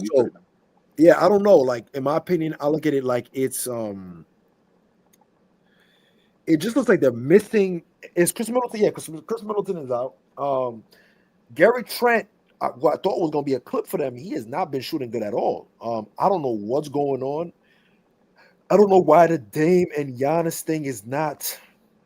The synergy is not working. It just looks like two separate guys playing on the same team. I don't know why the play finishing is not working out the way that it should be. And to be fair, Dame's defense is something to be talked about, son. Like, that shit is like not good, bro. Like, I think he tries to compete, but then it's just like, damn, like it wasn't this bad. Was it this bad in Portland? I don't know, bro. Yes, it was this bad in Portland, bro. Bro, do we not remember the playoff series? They were up every single game against the Warriors. Hold on, easy. Yo, Bozo, Loki Joker. This is highlighting. This is not Diddy promotion, you bozo. You heard? Obviously, you're not familiar with the chat with the show. So welcome to NSB. We are not promoting the diddler, this dirty ass demonic creature that's called Sean Puffy Combs. Nah, we're not promoting that. Not at all. This is just a highlight until something, because he's actually up. Real quick, side note, you just reminded me. He's actually up. His case for ankle monitor to be released on with the ankle monitor is actually coming up this week. The decision on that. Whoever decides to allow him to do that, we know what's up. We know what's up. It's disgusting. Keep that nigga locked. So he's getting released. He's getting released. Potentially. Yep. What the fuck? Damn, yo, that's what that money do, boy. See what I'm talking about? See what that money do? On top of that, Ray J, just the bullshit. I don't even want to get into that. We'll get on that on Monday. It's the rabbit hole is getting deeper. I think one guy that was trying to expose Diddy got called in for the grand jury. So this superseding indictment, that's what I'm really gonna pay attention to and waiting for. Is going to put a lot of more people into the fold, a lot of CEOs of other companies, and it's going to be the town is going to be painted red. No pun intended. It's gonna get nasty. So yeah, so Loki Joker. It's supposed to be Lucky or Loki Joker. Yeah, bro. Ain't no thing. And I fuck with Luka. We just need to see more defense. Like, I don't understand why niggas be. You know what I'm saying? Like, I don't understand what niggas are talking about. Luka's cool and he's nice as an offensive player, but when it comes to defense, he's ass. Two things could be true, bro. It's not take it like that, bro. But anyway, back to the Dame part. I agree. Ed, that was terrible. Losing Drew Holiday for Damian Lillard was not the move. You could have found way more scoring punches. You didn't need Dame. You did not need Dame. Everybody thought that the pick and roll was going to be amazing, blah, blah, blah. We've seen it that it took a while even for Drew to work pick and roll with Giannis. Look how long Middleton got nice with Giannis with the pick and roll, right? The only person I've seen that's really nice with pick and roll with Giannis is Middleton, bro. And probably Thanasis, maybe. You know what I'm saying? Thanasis is nasty. That's nasty. You know what I'm saying? Hey, listen, get the nasty back, bro. Get the nasty back. Y'all should have put him back on the team, bro. He balling without the nigga on the team, so we don't need that nigga here. Nah, he needs his brother, bro. Bring back TD, Him bro. having his brother there not going to help him out. He doing his thing. Nigga, 56, Bring 59 points. nasty Nigga. back, bro. Bring the nasty back, bro. That's going to bring bad vibes to the locker room, bro. But, yo, Ed, I agree completely 100%. I was about to bring up that point. Yo, on defense, right? Going from Drew Holiday that was fucking running around stopping shit to Damian Lillard is a fucking mountain leap. And when I say leap, I mean you leaping down. You jumping from the mountaintop down. You ain't staying up top. You ain't trying to jump to the clouds. Nah, you jump. You falling out off that motherfucker. So, listen, man. It's very disappointing what's going on with them. But listen, Brooklyn got their pick. Facts. Oh yeah. It's up. Yo, I thought that pick was about to fucking fall into it's gonna be like a 28, 29th, fucking like a 25th. Fire. Yo, Fire. are you about to give us a 11 pick? Like, are you about to do that, bro? Like, am I really about to? And his draft is high. Let's go. Yo, dog. Are you really about to be a lottery team without a pick in this draft? I hope you're not. And listen. I hope you're not a play-in team. So really, real talk, Bucks. I hope y'all get this shit together because it's not looking good right now. But it's really not looking good right now. But I'm not gonna hold you. The Timberwolves feel. I'm not gonna hold you, bro. Like the Timberwolves also feel like they're gonna be a play-in team for me. Not play-in, but like bottom of the.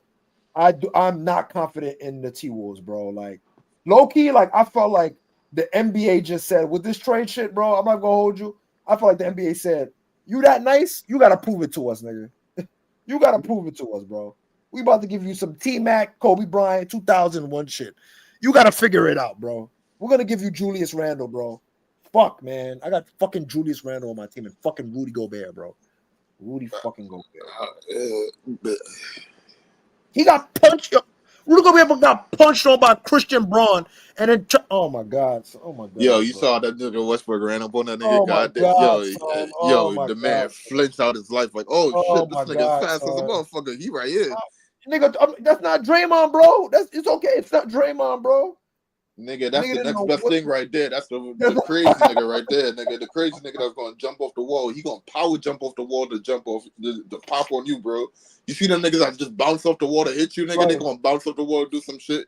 Nigga, the parkour niggas, yeah, nigga. Oh yeah, that's what I said. Parkour head ass nigga, man. He a parkour ass nigga. Hell yeah, bro.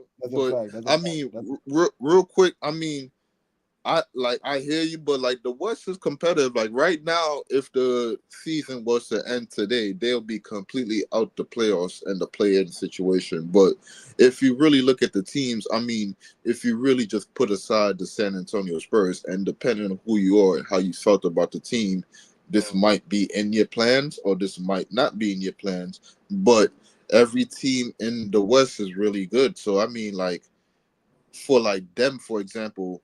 Like, depending on how you look at the Julius Randle trade, I mean, if you don't feel like they got better, they didn't really make a lot of moves to get better. Dante was really their move to get better, but like, in my opinion, yep. You know what I'm saying? So like you lost Kyle Anderson and shit like that. Like you lost people too, and then like you didn't fill their role, and then like when you traded for Randle, like for Cat, like. The roles of offense wasn't really established fully too at that point. It's like a new team gelling together. So like that's a lot of things going on for the team right there. So like compare that to other teams in the West, like OKC, fucking Golden State getting that back. Fucking I mean Denver even still Phoenix, Denver. Phoenix getting a better coach. They're getting a point guard and they establish roles better. Now they got working offense. Now defense. Now shout out to Ryan Dunn too. Great. Shout out to Ryan Dunn. Shout the fuck to Ryan Dunn. You know what I'm saying? Nobody knew he could shoot the shit. That shit is crazy. Shit is crazy, but nigga, a godsend for them niggas. But then like even teams that we even talk about, or even like teams that depending on who you are, you didn't anticipate. Like so, like Houston Rockets. If you didn't anticipate them being a good team, depending on who you are, yeah, they were doing their thing. You see, they doing their thing right now. They competing. They got a lot of talent on their team. Or like the Clippers, for example, like, yeah, you would have thought they bottom out, but James Harden doing this thing, and they since they got their own arena, they able to win some games. Or like Memphis, for example. You think that bomber working? Something happened, bro. Like, I guess I wouldn't say they got the curse from them, but like, yo, they doing their thing. They doing their thing. They doing what they need to do. You know what I'm saying? And then like a team like Memphis, like, remember niggas had them out the play, like they was out the playoffs last year. Depending on who you are, you probably don't think too high of them right now. They doing their thing right now. They is 7 seed, so like it's competitive out there. So like, yeah, you might like all because for the West, you might fall into the play-in situation, but I don't think like how we think about a play-in team. I don't think you're a play-in team. So like I don't think they're a play-in team, but I think it would just fall like that.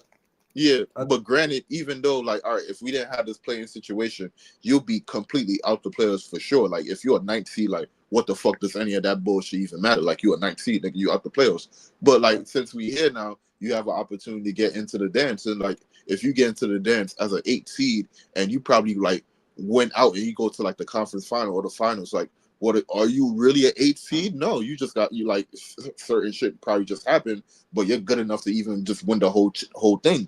So you know what I'm saying? So like, for the West, it's like that. For the East, I don't know about you, Bucks. That's something completely different. That right there, niggas need to cook the fuck out of you on, because this shit is crazy, dog. I know y'all didn't get better, but like, come on, dog. Like, y'all can't be this bad, bro. Y'all can't be this bad, but y'all can't be this bad. But nah, it's go. Before we get out of here, Tex, we got the games we could go down tonight and talk about before we get out of here, because we got a full slate of games tonight. Facts. A lot of shit going. Let me see. We got the NBA Cup going down tonight, so a lot of shit going on. Facts. So, yep. I'm not gonna hold you. Some of them calls be pissing me off. That Boston court, nasty work. Nasty work. That's gonna be. I'm definitely locked in for that Lakers and Spurs game. Definitely, that's gonna be fire. Facts. For sure. That's a fact. And then hold on. So let's go through it. Yeah. So the Lakers and Spurs. They're playing at 7:30 Eastern Standard Time. So who do you have for that? And are there anything that you're looking out for in particular for that game? Is Anthony Davis? Is he back? Let me check. I don't know if he's back or not. If he's back, that might make it a little bit tricky. I might go with He's game time decision. You see, I don't even like that right there. Like, is that a game time decision to like fuck up the other team, or like is that a game time decision because like he really still is fucked up? Right. And I remember that fucking game too. I'm like, JJ, take the nigga out, bro. You see the nigga fucking limping. Clearly. Like, bro. Yo, I don't give a fuck what that man said, bro. I don't care if he waved me off. Time out, bro. Come the fuck over here, bro. You're not even moving right now. I don't care if you wave me. So you think you're gonna keep on moving and you're gonna keep on playing defense and you're gonna get the rock again. So you think that shit that just happened right there, cause I saw your knee get hit in midair. You think that shit gonna get better?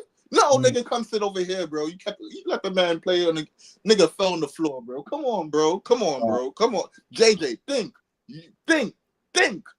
Yeah. But no, I don't know. I saw Jackson Hayes playing I think they ran a 3-2 against the Cavs, and I saw Jackson Hayes at the playing the point of attack on a pick and roll. I said, oh yeah, JJ, I don't know what's going on. But bro, what are you doing right now, bro? Like, what is happening, bro? Why are you playing zone on the Cavaliers, bro? What are you doing, bro? At this point, I'm not gonna lie. At certain points, I just be looking at Nate McMillan on that bench. Like, ain't no way you letting that shit rack. Unless Right. you on your sneaky shit, because you did that shit with Lloyd Pierce, kind of like it. You know, like That's when true. Lloyd Pierce got fucking fired, This you is just true. right there, then you just step right in. You're like, all right, I'm That's true. gonna take control of this shit. I'm gonna show you how the fuck to do this shit. Yeah. Fuck Right, what this right, nigga right, talking right, about. right. You know what I'm saying? Like, so, like, are you on that type of timing right now, bro? Because I can't put that past you because you already did once before. He might You know what be I'm saying? pulling a little Doc Rivers. You know what I'm saying? Like, Doc Rivers. I'm seeing, because I'm seeing you do some bullshit, but I'm just not saying nothing. I'm like, yeah, that was a good idea, man. You know, it was a good idea and thought. You know what I'm saying? Like, Yeah, it was cool. It was cool. I see where you was going. Too I bad it see didn't where you work was out. going. I see you was going. I get the concept, but Me personally, though, I wouldn't have done that dumb shit. Right? He probably saying that shit in the back of his head. Like, I wouldn't have in done the that. back of his mind, though, like, yeah, good, all right, I'm gonna wait, nigga. I'm gonna get this job, nigga. You gonna be another Steve Nash, nigga. Yo, applying on this nigga to be another Steve Nash is crazy. The next fucking Pat Riley, nigga. That's what niggas told me. The next fucking Pat Riley, nigga. The next fucking Pat Riley, bro. He gonna come in and change the world. Y'all niggas gotta get out of fairy tale land, bro. But listen, man, you gotta think about. And I will say this though, it is though good to see because we were complaining about they was recycling the same people. Remember, like you can't have two both sides. Like anything you can eat your cake and eat. I mean, have your cake and eat it too. There was for the past. I remember, like for a couple of years, like a while back, like people was complaining, "Yo, why they always just using the same clothes? They don't got no new blood, new young guys." And then when they pick the new guys and they got no experience, y'all complain, "Yo, they don't got no experience. Why you doing? Why you looking over at this blah blah?" Now, granted, Steve Nash, JJ Redick, you know. Low shaky. Steve Nash one. The Steve Nash one floored me. Y'all already know about how I feel about Steve Nash. But for him to still coaching job, especially from Patrick Ewing at that time, who was trying to look for a job, NBA at that time, I thought that was kind of crazy. When Patrick Ewing had coaching experience and assistant coaching experience, that was kind of crazy. But I just don't understand how like people can complain about the new blood that's coming into the league when you just was complaining before about the same people being used over and over. And it was old heads. They too old. They out of touch. They don't know about the new NBA. So we got to give as much as I'm saying, yo, what are you doing? I got to say, yo, I'm going to give JJ a grain of salt. It's his first year. He's not going to get everything right. He's not going to think you playing with. It's a new environment. So I'm going to cut him some grace. I'll give him some grace, but putting Jackson Hayes at the point of attack is kind of crazy.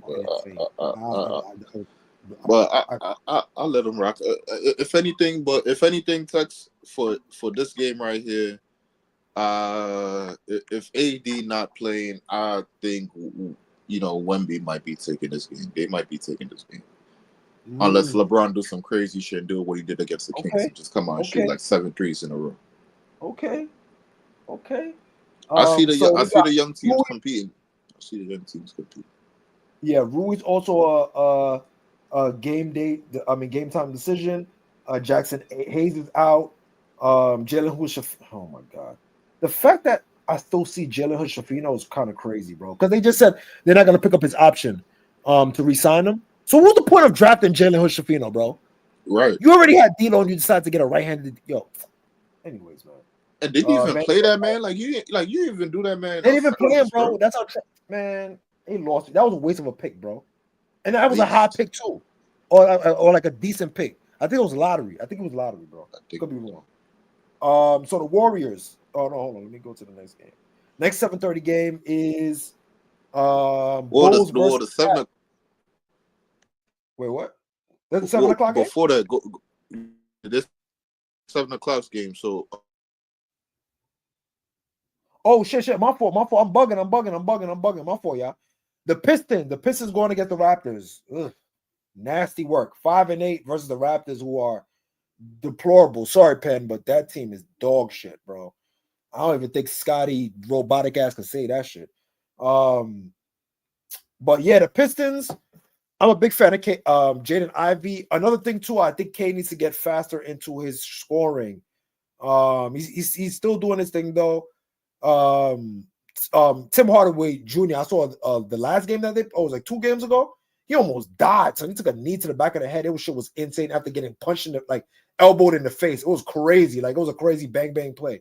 But yeah, Detroit, it's just learning curves. I think Kate Cunningham just has to learn another year of being a point guard, and having some spacing now, and see does his spots work now.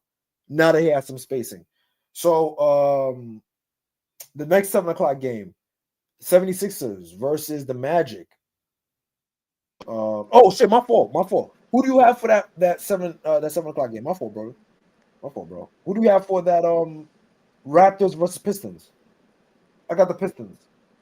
No, yeah, I was just saying I got the Pistons. Okay. Anything that you think is like you are focused on that game, or is just like Is Jaden Ivey back? I don't think he's back. Yeah, right? let me check. I mean, I see them boys competing. I mean, Yeah, he's there. Game day decision is Fontecchio, Tim Hardaway. Oh, Jaden Ivey's game day decision. Yeah, he's game day decision. Only person that's out is Scotty, Asar, Bruce Brown, Quickly. Damn, they don't. Olenek. Damn, that whole team is low key gone. Okay, no wonder they asked. Okay. I wish Asar was fucking there. What the fuck, Yeah, man? in fact, his brother's hooping though. His brother's hooping for him. So no, that's a fact. His brother hooping, but if I'm not mistaken, I remember last season when these motherfuckers first came out, my nigga. This nigga Asar Thompson, for whatever weird ass reason, my nigga, was in the league leaders and rebounded, my nigga. Oh yeah. Like I don't understand. Like that shit was kind of to this insane. day. Yeah, it Still was to kind this of day, insane. I still don't understand. And even yo, I was like, what? and I was fake. My fault to cut you off. Go ahead. I was fake, like nervous, like yo. When I was doing my parlays for his like rebounds, I'm like, there's no way he's gonna keep this up. There's no way he's gonna keep this up. And he just kept double digits, double double. I'm like, double. How the fuck is he getting double doubles? Like, what the fuck? I'm thinking he's getting double doubles. Like, I'm thinking, are they putting the ball in his hand? And like, no rebound. I'm like, oh shit. That's a fact. He's a rebounding demon, bro. I'm not gonna hold you. Nah, yeah. You know why I remember that shit so vividly? Because for some reason, DeAndre Ayton was leading the league and rebounding at the time. And I'm like, hold on, this motherfucker is leading the fucking league, bro. Where's Jokic? Why are you not here, bro? What the fuck is going on, bro? What? Right. Why? Ew, man. Get your bitch ass off the screen, dog.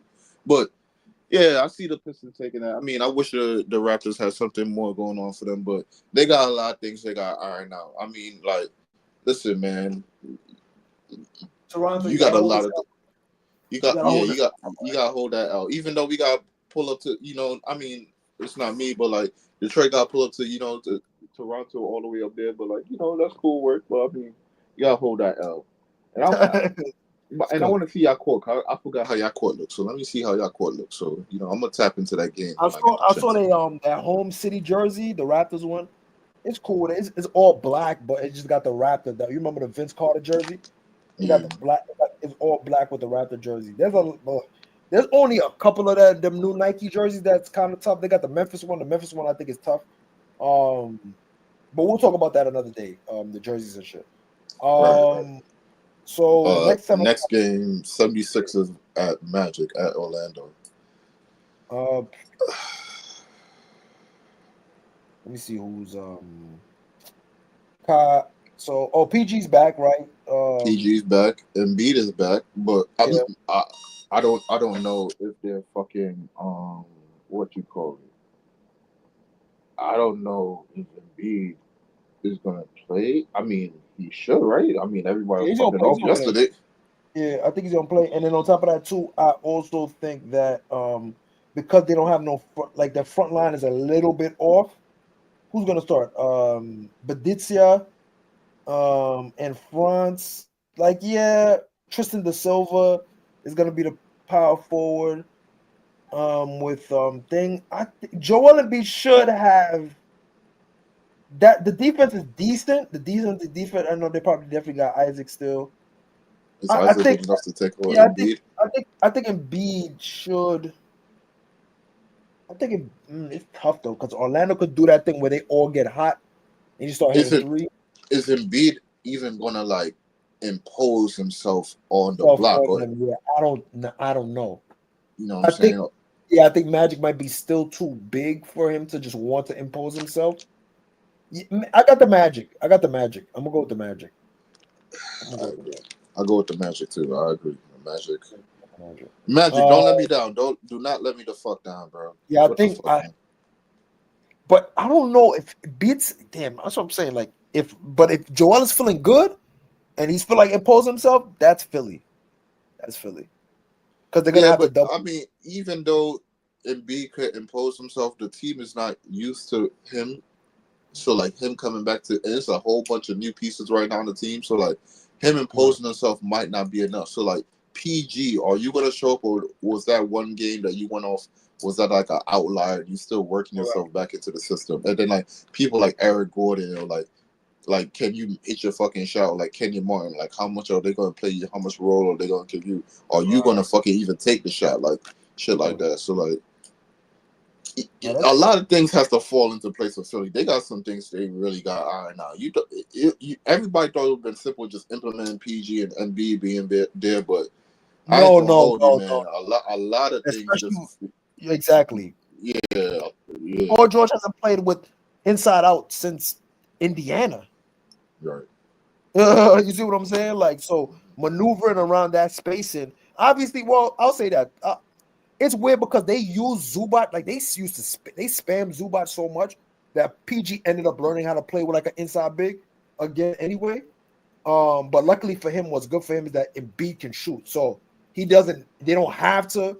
If they want to switch it up and get PG going to the right, but I'm watching PG can't. But Zubac a hard roll though. That's what I'm saying. Hard roll. Yeah, Embiid don't hard roll, and PG's not quick enough, and I think it might mess up. I think it actually kind of messes up a little bit of the spacing because Embiid does soft rolls. Like he does soft pocket pass. He's so used to James Harden throwing that pocket pass to him that he soft rolls. He doesn't hard roll. So he's soft rolling, looking at you, expecting the pass. Because Harden knew that nigga, bro. Harden knew that nigga, bro. You know Harden wants to give that little. He knew Embiid wanted to shoot the rock, not fucking lay up the rock or go. He knew I'm looking for a shot first, so I'm gonna pass you that little pocket pass right there and put you in a comfortable spot where you could make a decision from right there and don't feel like you're pressured right there. Ends up doing a whole bunch of shit, for sure. So I definitely got I got the Magic. I got the Magic on that one. I'm just curious to who I'm paying attention to is Anthony Black. I just want to see his development. No, he's not injured, right? No, he's not injured. I think he should be good. He should be playing. I want to continue seeing his growth. He's working on the shot. His shot's still flat, but he's getting a little bit better. I'm just like seeing his decision making is getting way better though. Like he looks more comfortable. He looks more comfortable on the floor. No, I agree. I agree with you with the Anthony Black lookout, and I'll raise you. I'm looking out for Jalen Suggs. Can you keep up what you're keeping up now? Yeah, that's my thing now. Or can you put Buddy Hield to the side, because that's the offense I think he was tailor-made for a good while. He's just been bouncing around all this bullshit. Now, it might die down, but I give you that. But it's looking real good right now. Oh, yeah. This might be the offer. Yeah, you're right. I agree with this right here from fucking Jalen Suggs. He's shooting out his, crazy. Can you keep this up, dog? But but next game, real quick, we got the Heat going up to Indiana.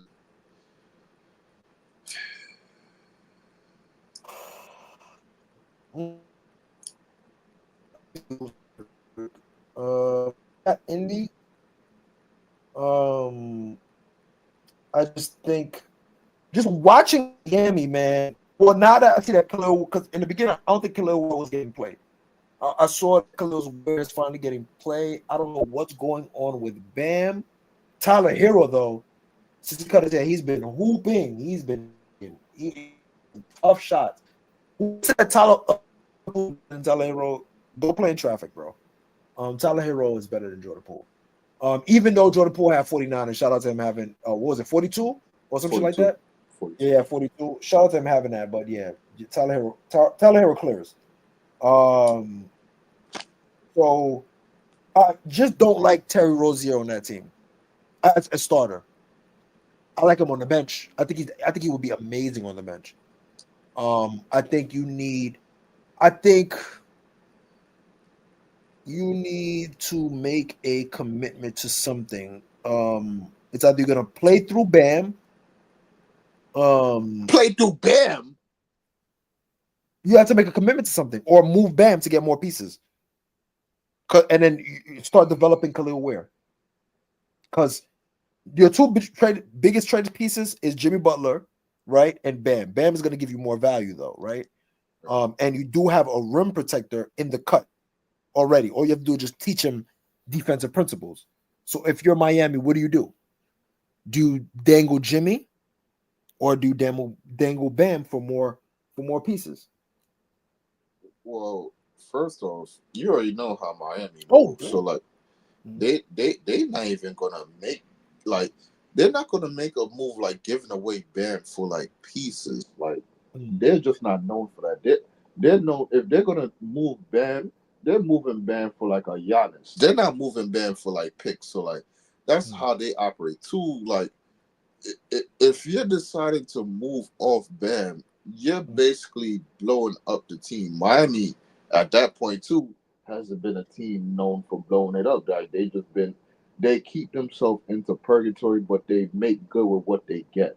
So I mean, at that point, like they're changing up culturally and philosophy. So like, that's crazy right there too. So and then next off.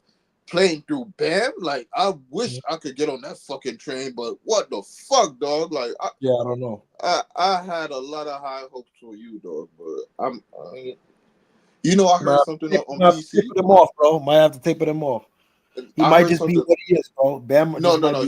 He might be what he is. You know what? I'll go with that. I'm about to say something crazy. I'm about to say like, yo, you might need to. Yo, I'm not gonna lie. We need to do a real quick case study on Asia Wilson because, bro, I'm not gonna lie to you.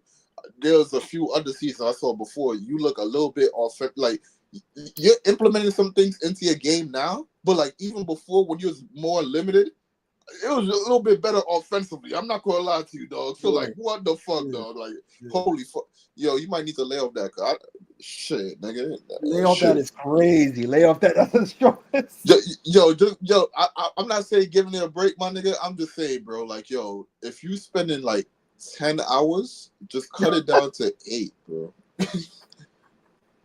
Yo, make it is not even making a dent, bro. Nah, you gotta cut that. No, bro. Them 2 hours make a fucking difference, bro. Those are the 2 hours you didn't have to yourself, my nigga. That's what I'm saying. Now you gotta cut that even more. You gotta cut that even more, bro. You gotta cut that at least 5, bro. 5, bro. You gotta lock in, bro. Bro, you got to lock in. Jimmy's not there. You gotta lock in, bro. What Tyler Hero's damn near holding it down. Yahami Hawkins, I don't know what's going on with him. I don't know what happened, bro. He did not hit the sophomore wall, and he's like all over the place. Like I don't know. He's not like I don't know. He's not playing the same. Maybe it might take him a while to get warmed up and shit like that. Like I said, I'm not overreacting. We still not even a month in, so I'm not overreacting. We're about to be a month. Yeah, we're about to be a month in, but I'm not stressing it. That's why I'm not putting. That's why I think altogether I put only like 3 parlays together, and all of them missed. So I'm sick. I'm sticking to the rule. I'm gonna wait till the end of the month, and then I'm gonna set up my parlays.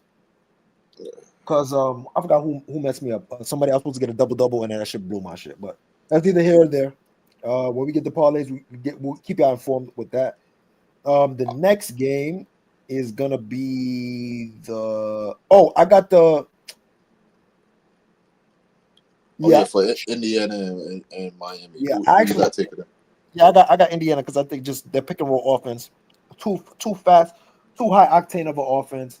Even with the injuries, I don't think Terry Rozier could keep up with Tyrese Halliburton. I think he's gonna have a field. I think he's gonna have a double. I think Miles Turner, obviously being the key, is gonna keep Bam spaced out. So now you're gonna have Bam running with his head cut off.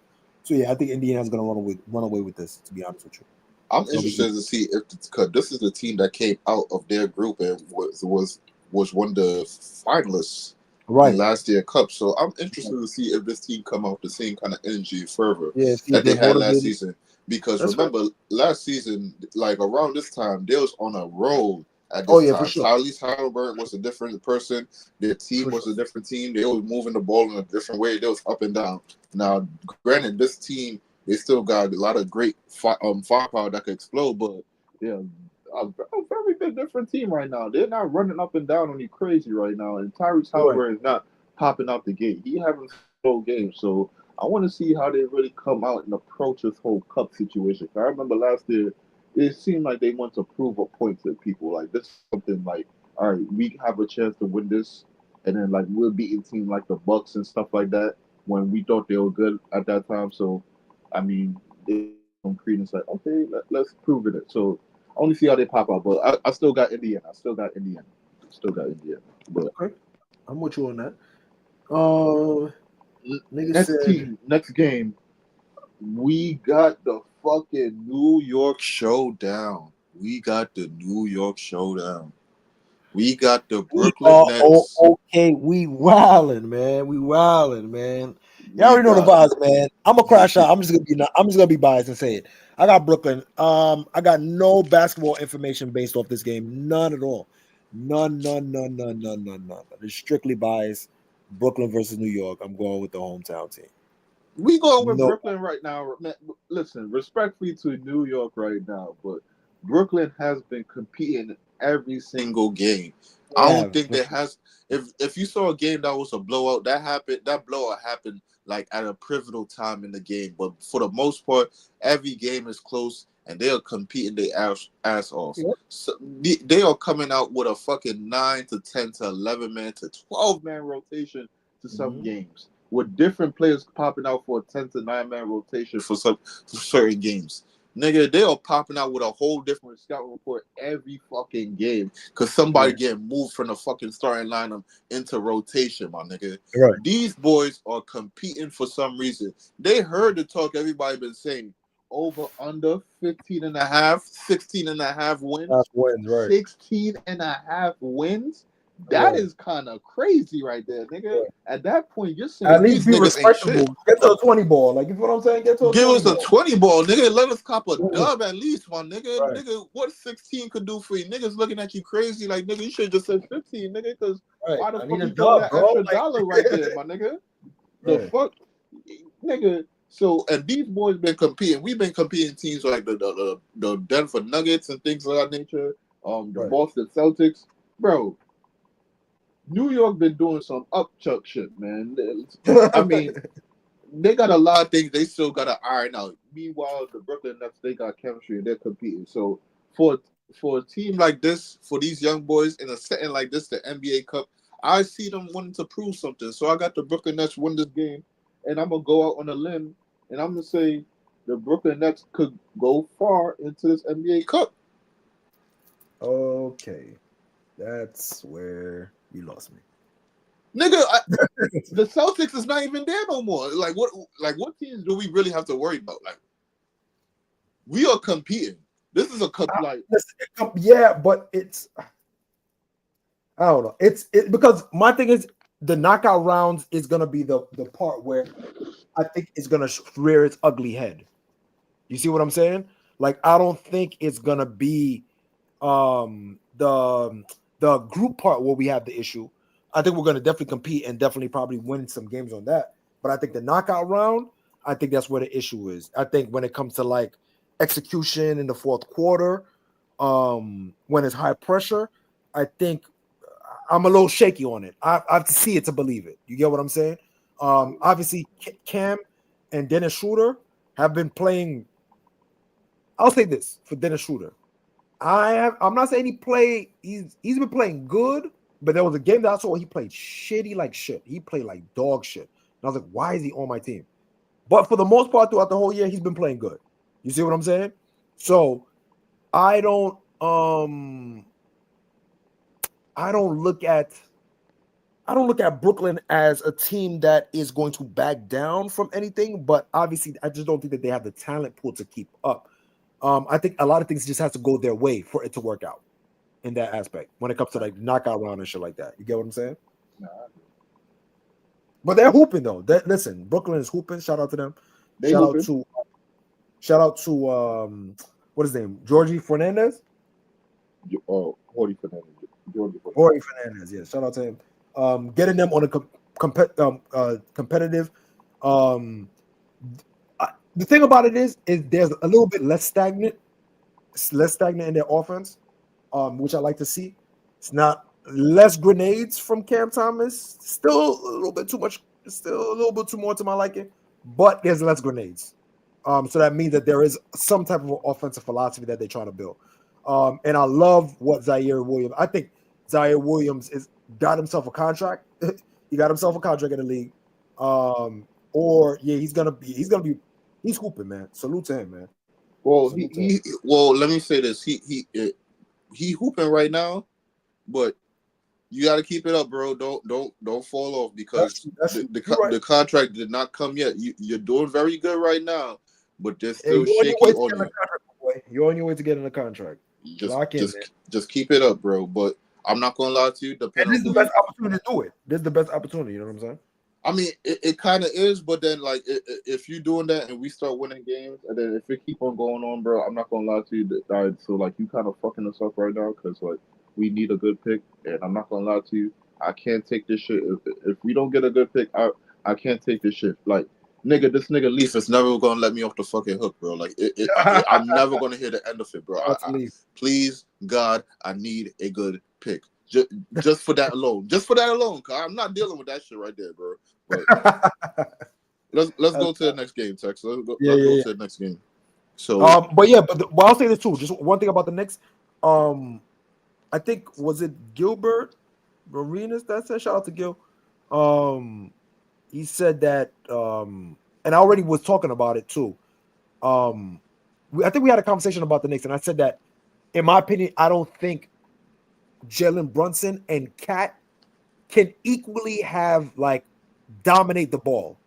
You have to Jalen Brunson you have too many pieces. Jalen Brunson has to be more of a playmaker, has to be more of a table setter, has to run the offense. Remember we were talking about that before? I don't think he has too many options now for him to be, I'm going to take the same shots during the game that I'm taking. You should just be all fourth quarter if the games are close. But you should be just dictating pace. If there's a little bit scoring drop, all right, cool, you come in, but you shouldn't just be, I'm going to chuck when I get an open shot. No, drive kick. I think him taking these shots that he doesn't need to take is messing up the offense. So I agree. I think Gilbert Arenas, in terms of putting Cat as the focal point of the offense, making him the number one option in terms of shots, I think it's just from the aspect of he just means, yo, you don't need to take the shots that you're taking anymore. All them shots you were taking last year, Jalen Brunson, you got teammates now that can play. They can actually hoop. Pass these niggas the ball. Stop fucking and to be fair, I'm not saying that he's holding the ball too much, but he's just taking certain shots that he doesn't need to take. And I think he's not including the guys in the offense as much. He doesn't. I think he's carrying the load that he in his mind that he doesn't need to. So how many attempts how many shot field goal attempts he used for last season? How much was it? I'll check. While you checking, I'll say this, and I'll ask you this too. So last season, he averaged 28 on how many field goal attempts you're about to look up. How much do you think because like how you say, he needs a table set. So at that point, he got to change his whole mentality of how you approach the team in the game. So how many shots? You don't got to fully table set. I don't think that's his mentality to fully table set. But you were under Jay Wright, who is obviously, and your pops they are fundamentally driven. They make the right play, make the right read, things of that nature. A lot of times I feel like there's some shots where I feel like he doesn't need to take the shot, whereas it's not necessary. You're chucking shots that you're open, but do you really need to take that shot? All right, so but that was the same shots he was taking last season. You know what I'm saying? Yeah, but you don't need to. You don't need to. All right, so let me say this. So for the past, I just want to show you for how many. Listen to this, right? First game, 19 shots. Cool. Second game, 24 shots. Okay. All right. Everybody's still there, though. Remember, everybody's still there. 24 shots. Do you really need 24 shots? I don't think so. To get 21 points? I don't think so. 21 points is nasty work. Yeah, that is. Exactly. 24 shots, right? Yeah. Okay. 18 shots to get 22 points. Against Miami. All right, cool. Cherry Rose, yeah. I guess you it is what it is. It's a field day. You looking at it. I can get my shots whenever I feel like it. Cool. And this is just me basketball watching. Some of the games I do remember because I remember watching the Heat game. I didn't watch the Cavs game. 22 shots, 36 points against the Pistons. You shot 6 for 8 for. I'm not mad. You're having a good game. 24 shots against the Rockets. I saw that game. Forced a lot of shots. 24 shots to get 29 points. 8 assists. All right, whatever. But in my opinion, I saw that game. There was a couple of shots he didn't need to take. 18 shots, 21 points, 4 for 11 for the Hawks. The Bucks 0 for 5, 6 for 14 to get 15 points. He only took 14 shots that game. Yeah, he took 14 shots. Had 9 assists. Did they win that game? I don't. Did they win that game? I think the Bucks won. If the Bucks won that, I think. Let me check that. But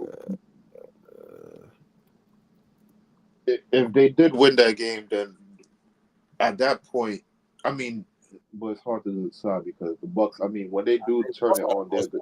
I lost that one. Let me see. Let me check right now. The next one.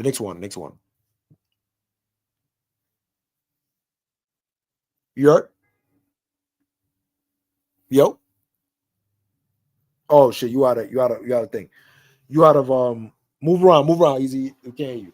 But anyways, yeah. So I don't know. I just think that Cat, especially after that 46-point game, I think you got to just go around Cat. You got OG, you got Mikal. Like Mikal's jump shot was in the beginning from last year and shit, but it's starting to click. He's starting to hit them little turnarounds and shit like that. So like Jalen Brunson doesn't need to be that scoring punch that he needs to do throughout the game. I think he should just save it and pick his spots. Pick his spots just a little bit better. Now that you have Cat, I think he can get away with not having to carry the brunt of the offense.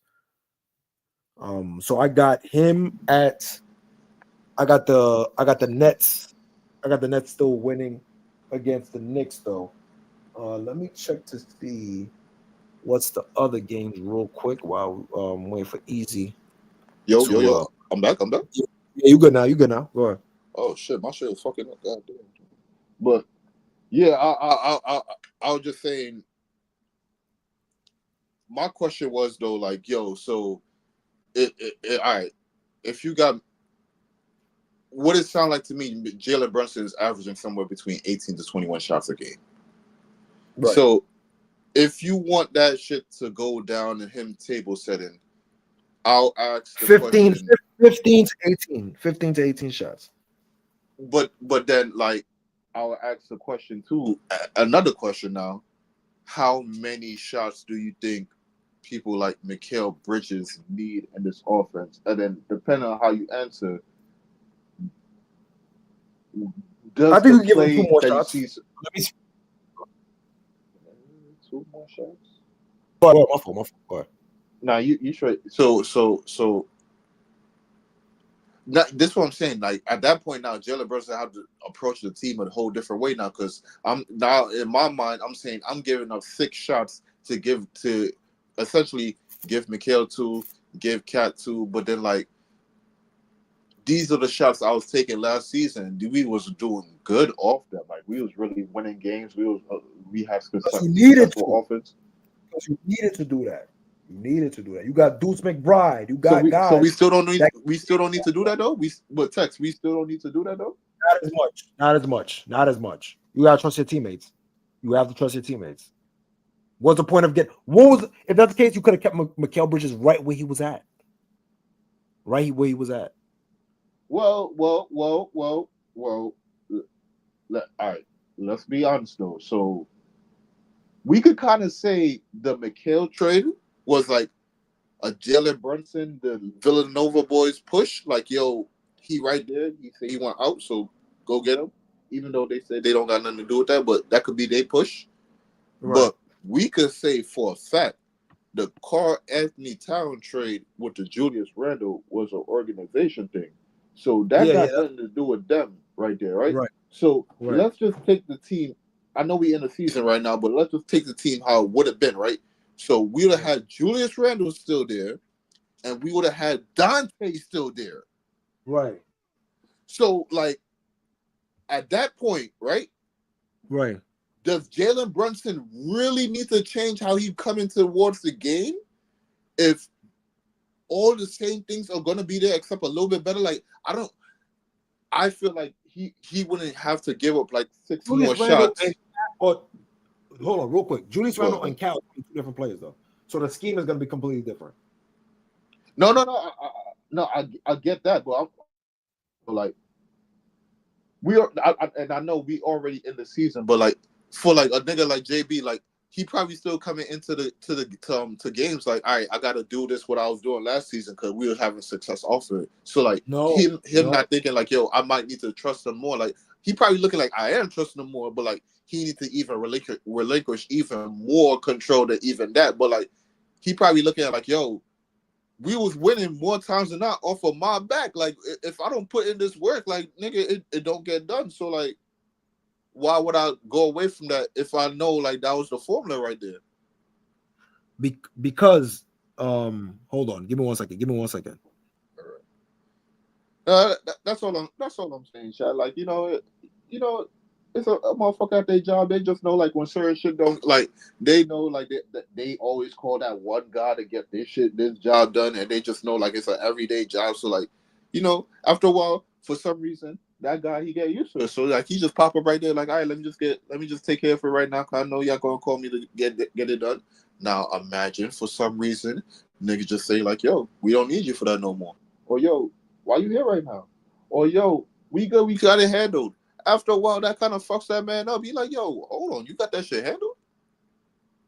Yeah, Yo, no, you know what I'm saying? that's fair. But also you have to think about it.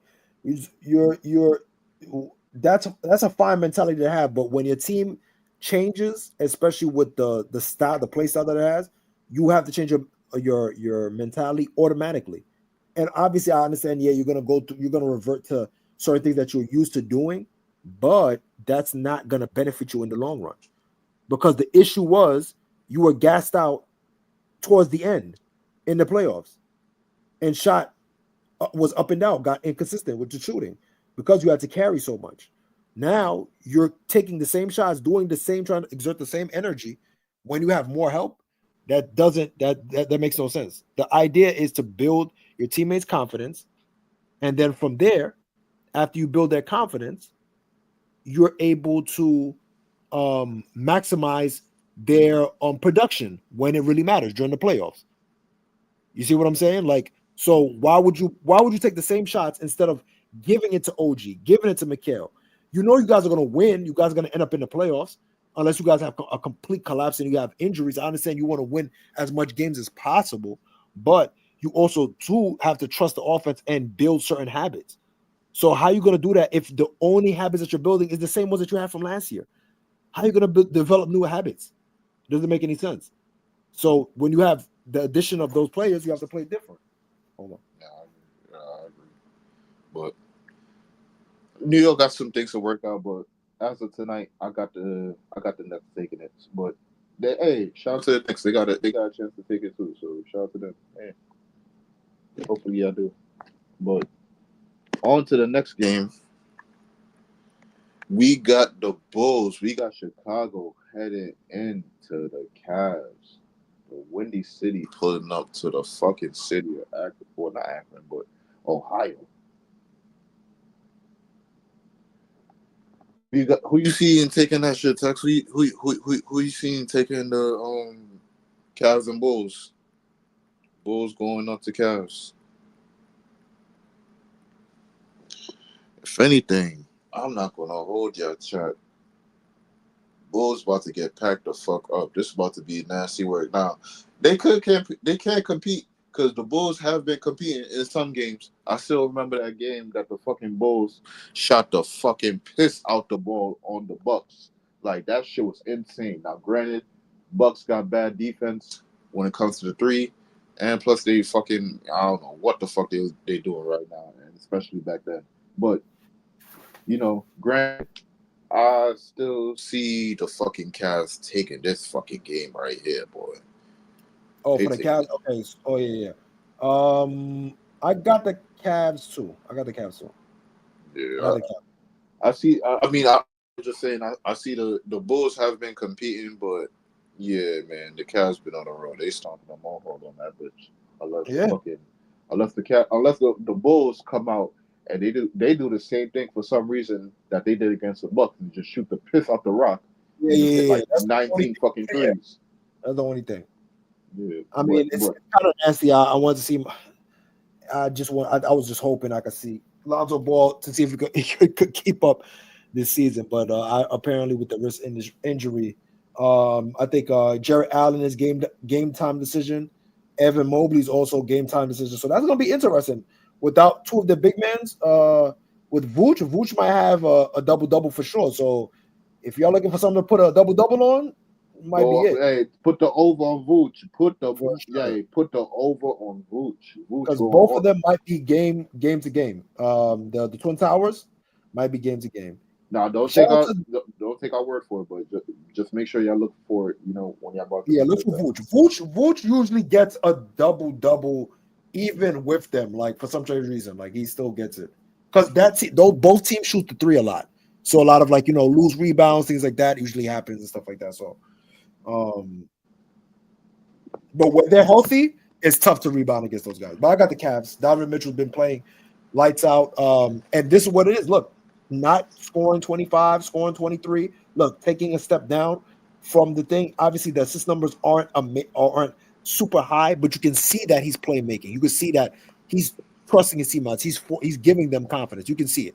Like you see that there's been an intentional switch on Donovan Mitchell in his play style. You can see it. You can see it. Yeah, for sure. What's up, Fear? What's good, Fear guy? What's the word? The Cavs. What up, dog? They're hooping though. They're hooping. I still think that they're missing something. I don't know. I think they're missing something off the bench, possibly. They need I don't know what they need, but they're missing something off the bench. I think LeVert is good, but they need something like that again. They need another wing that could do a little bit more for them. That's multifaceted. Dean Wade, I think, is scoring or more defense though. More of a defender though. More of a defender, but that can score. I think that's what Okoro's supposed to be. Okoro's supposed to be the defender version, and LeVert's supposed to be the offensive. You know what I mean? Of the wing player. But Okoro just can't make a guard or a wing. A guard or a wing. I would say they need a wing. Because I look at LeVert as a big guard / wing. Like he doesn't, in my opinion, I don't even think he guards like that anymore. I think he guards wings. Oh yeah, hell yeah. Especially on that team, shit. I mean, if you're guarding a guard, that means one of these little niggas is guarding a fucking wing. Like automatically, we're fucked at that point. Like that's what I really have an issue with. Two small guards, and obviously, a lot of people say, well, they have two big men down there. Yeah, I get it, but you still need wing defenders against because you don't want to have mismatch. Because I can do guard to wing, I could do a 1-3 pick and roll that's going to force you to switch. I could do a 2-3. I could do anything on the side action and move the big men out of the way because Mobley can shoot a little bit and Jarrett Allen knows how to stay in the dunker position and keep the space. So I don't know. I think it's tough. I think when you have two small guards, it's tough. Even though Donovan Mitchell plays a little bit bigger than what he is. Let me say this real quick, Tex. Yo, if I'm a big nigga that 6'9", 6'10", 7 feet, nigga, and I go to NBA, it gotta be a sad life, my nigga. For some fucking reason, bro, I gotta protect this little fucking nigga, bro. So my job, my responsibilities, for some reason, it's gonna be connected to you fucking up. It's gonna be connected to you fucking up, and for some reason, I'm gonna be blamed for you fucking up. Why? Because I'm a quote unquote big man. So I gotta guard these places, even though you're giving up that shit. So, for a nigga like DG, yeah, you good, right? But niggas gonna beat you, right? So for some reason, when I'm on the court with you, you see, I got 2 jobs extra now. I know before anything, I know when I go on the court, I got 2 jobs at least. I gotta guard my man. And I gotta make sure I keep an eye on your man because you're getting fucked up, bro. They're gonna look for you and do some shit on you. And I gotta make sure I'm in the spot to cover your ass. So yeah, shout out to Evan Mobley. Shout out to Evan Mobley. The hardest, well, look at Anthony Davis. You Oh, got shit. D'Lo. You know what I'm saying? You know what I'm saying? So like, that's what a lot of teams fall in love with, and they kind of mess themselves up when you have a defender that's versatile and can do a lot of things.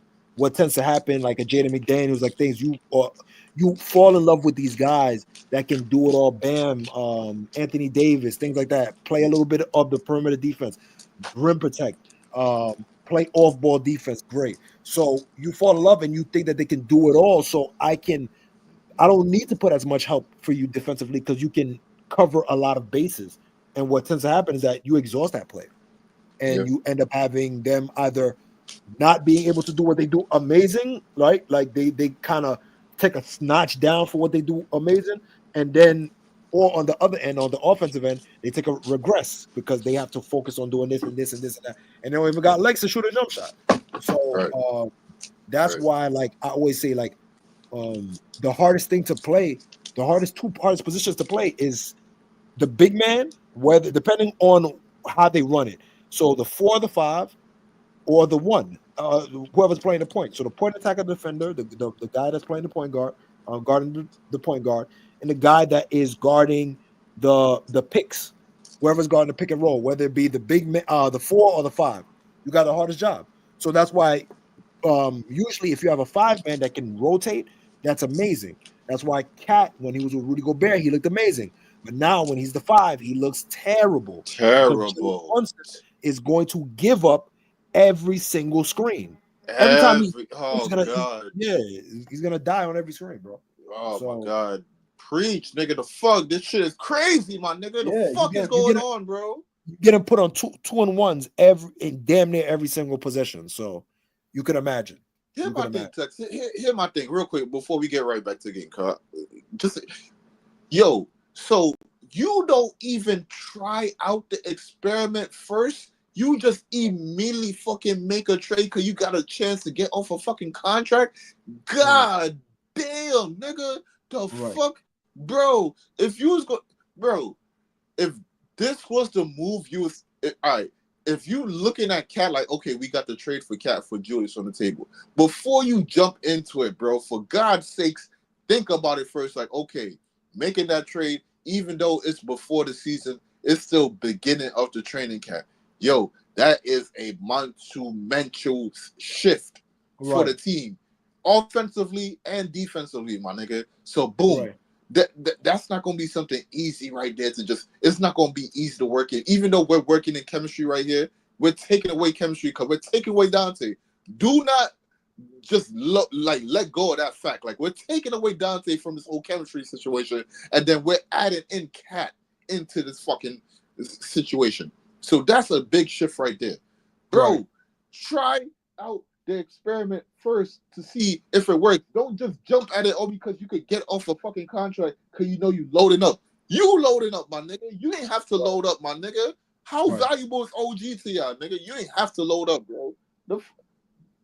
My fault, bro. I have to get that off, bro. Nah, you good, bro. You good, bro. You don't even try experiment, my nigga. Goddamn, bro. Like, goddamn, bro. No wonder why this nigga pouting, bro. Like, yo, you didn't even give me a chance to rock out, my nigga. Like, goddamn, bro. Like, that part. Yep. You feel me? Yep. But let's go to the next game. Let's go to the next game. So, next game, we got the Wizards pulling up to Atlanta.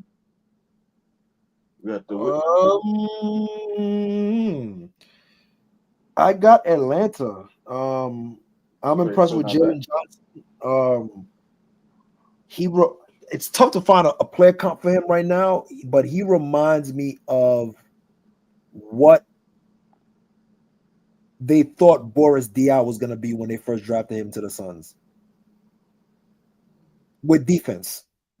So think of a young Boris Diaw, skinny, not because in the draft they said that he was a this is what they said. They said Boris Diaw is the most athletic player in Phoenix, and Amari Stoudemire and Sean Marion was on that team. What the fuck is going on, bro? So that's somebody. All right, so okay. So somebody coming to the fucking job drunk, and for some reason, niggas in the hood that do the right thing can't get a fucking opportunity for this bullshit.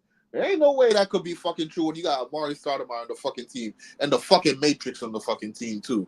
So what this nigga do? So hold on, bro. So all right. So you see, this is when I gotta point shit out because when scouts say some shit like that, and then we have hindsight, then I could say like, okay, so at that point, you saying this player highly didn't meet expectation. They grossly underachieved because if this nigga could come in skinny and athletic as a motherfucker, and we see what he turned out to, that means the only thing that was keeping him in the fucking NBA was his high-level basketball IQ. So we kept a dumbass because no matter how smart he is, he's still a dumbass because he let go of the things that could have propelled him into keeping an NBA job longer or having even better success. But you gotta remember, he got a different mentality. He's French. Nah, bro. The fuck? You can work out, bro. He's French, bro. He didn't. You gotta think about it. Like he didn't have the same. You gotta think about it. If don't get me wrong. Obviously, I think basketball. He was passionate about basketball. I think he's still passionate until this day about basketball. But I think, I think he's one of those people that's like realistic. Like I don't think it's just ball is life. I don't think he's a ball is life guy. I think he likes playing basketball. I think it's cool. But I think he also like, yo, I became a family man. I got fat. I got a wife. Blah blah blah. But you an athlete though, Tex. You an athlete. Yeah, bro. But not everybody has an athlete. Yo, mama mentality. Ball is life. Like you know what I'm saying. I'm competitive when I'm competitive, but I'm not always competitive. If that makes sense. You see what I'm saying? Like he's the guy that's when we hooping, we're trying to win, blah blah. But as soon as basketball is done, I don't care about basketball. I'm not putting like time and investment. Like I don't think he's one of those. I think he just had a natural gift, natural feel, and he got super nice, played ball, had the right connections, got into draft potential, draft stocks, and then came into the league. And then when he started playing, and I remember like, but they were saying like he had like a lot of defensive problems, but the upside was there. And his talent, the passing was through the roof, and he just couldn't get behind Amari. He couldn't get behind Amari. That's what it was, and he just ended up because he wasn't getting the minutes. And I think he was supposed to end up being a starter. But Sean Marion, he couldn't get a small forward position. So where you gonna play him at? You couldn't. He was too small. He was such a tweener. That's what it was. At that size, he was such a tweener that they didn't know where to put him at. They were supposed to put him at the 3, but they couldn't because Sean Marion was at an all-star level at that time. So no, I agree. All I'm saying, all-star, come on, yeah, you know what I mean. Like, I wouldn't say all-star, but he was really good. I would say all-star. Yeah, he was really good. Like he was, but the thing about it, that team was so good that it made him look like he was playing like an all-star. Does that make sense? Like he was. No, yeah, that's a fact. That's a fact. Yeah, you see what I'm saying? Yeah. But yeah, go on. Real quick, all I'm saying is like, cause we bash our athletes, and when I say our athletes that's home, like, oh yeah, you gotta be in shape, you gotta make sure you 3% body fat and all type of shit, you gotta make sure you're under this weight. But we got these European motherfuckers, they just come to the game sloppy as hell, but all because they got high basketball IQ. Oh yeah, you know how to think the game, so it's all good. So like, yo, all because you're not keeping up with that part right there, it's all good. We just gonna look at our people. Yo, Tex, you already know how I am, and chat, you already know how I'm rolling with y'all, bro. This sword that you use to fucking you use this Excalibur right here to fucking make your name Alexander the Great. We could take that shit and chop you the fuck down with it too, bro. You ain't above that fucking sword right there, nigga. You don't get to fucking rise above that shit right there.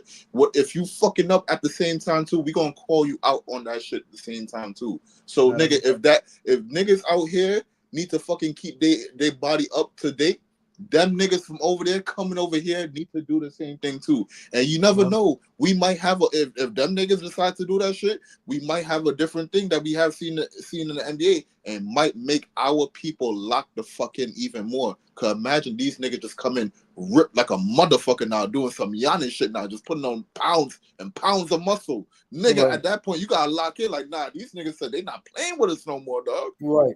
No, it's eventually gonna get to that. It's definitely eventually gonna get to that. It's gonna take a while, but it's gonna get to that. But yeah, Jalen Johnson, bro, averaging 19, 10 rebounds, bro. Yeah, that's crazy. I ain't gonna lie. This is crazy. Yeah, I'm telling you, he's one like if I'm Atlanta, you might have to have that uncomfortable conversation. You might have with to, who? We With might who? have to have that outcome. But I'll be cool for right now. I'll be But cool. with who? But with who though? With who are we talking about? You know. Might have to send somebody somewhere. We don't. I'm Um, look. Shout out It's to looking Dyson good. Daniels too. Shout out to Dyson Dennis. He's Shout doing out to his thing. Dyson. Shout out to Dyson Dennis. I agree.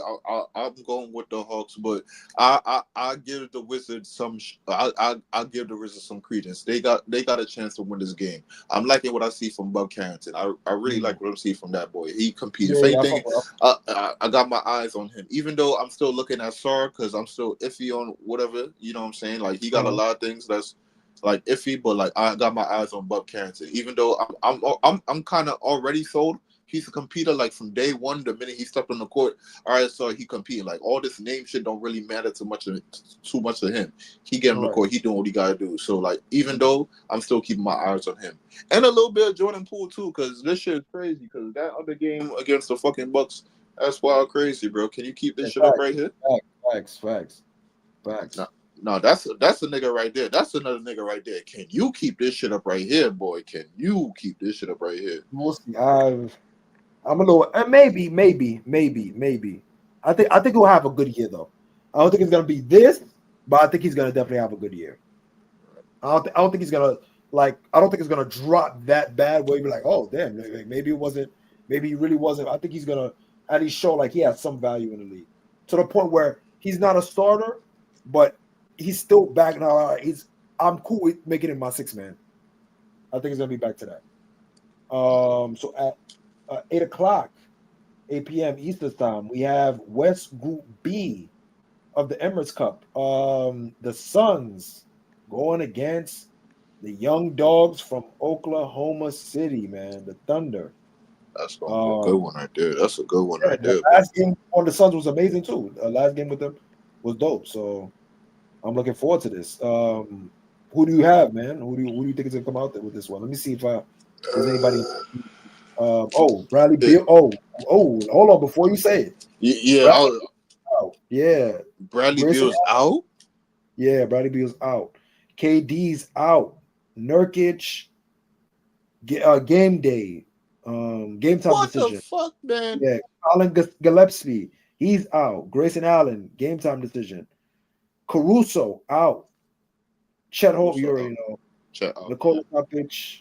Jalen Williams, the regular suspects. So the starting lineup is going to be holy smokes.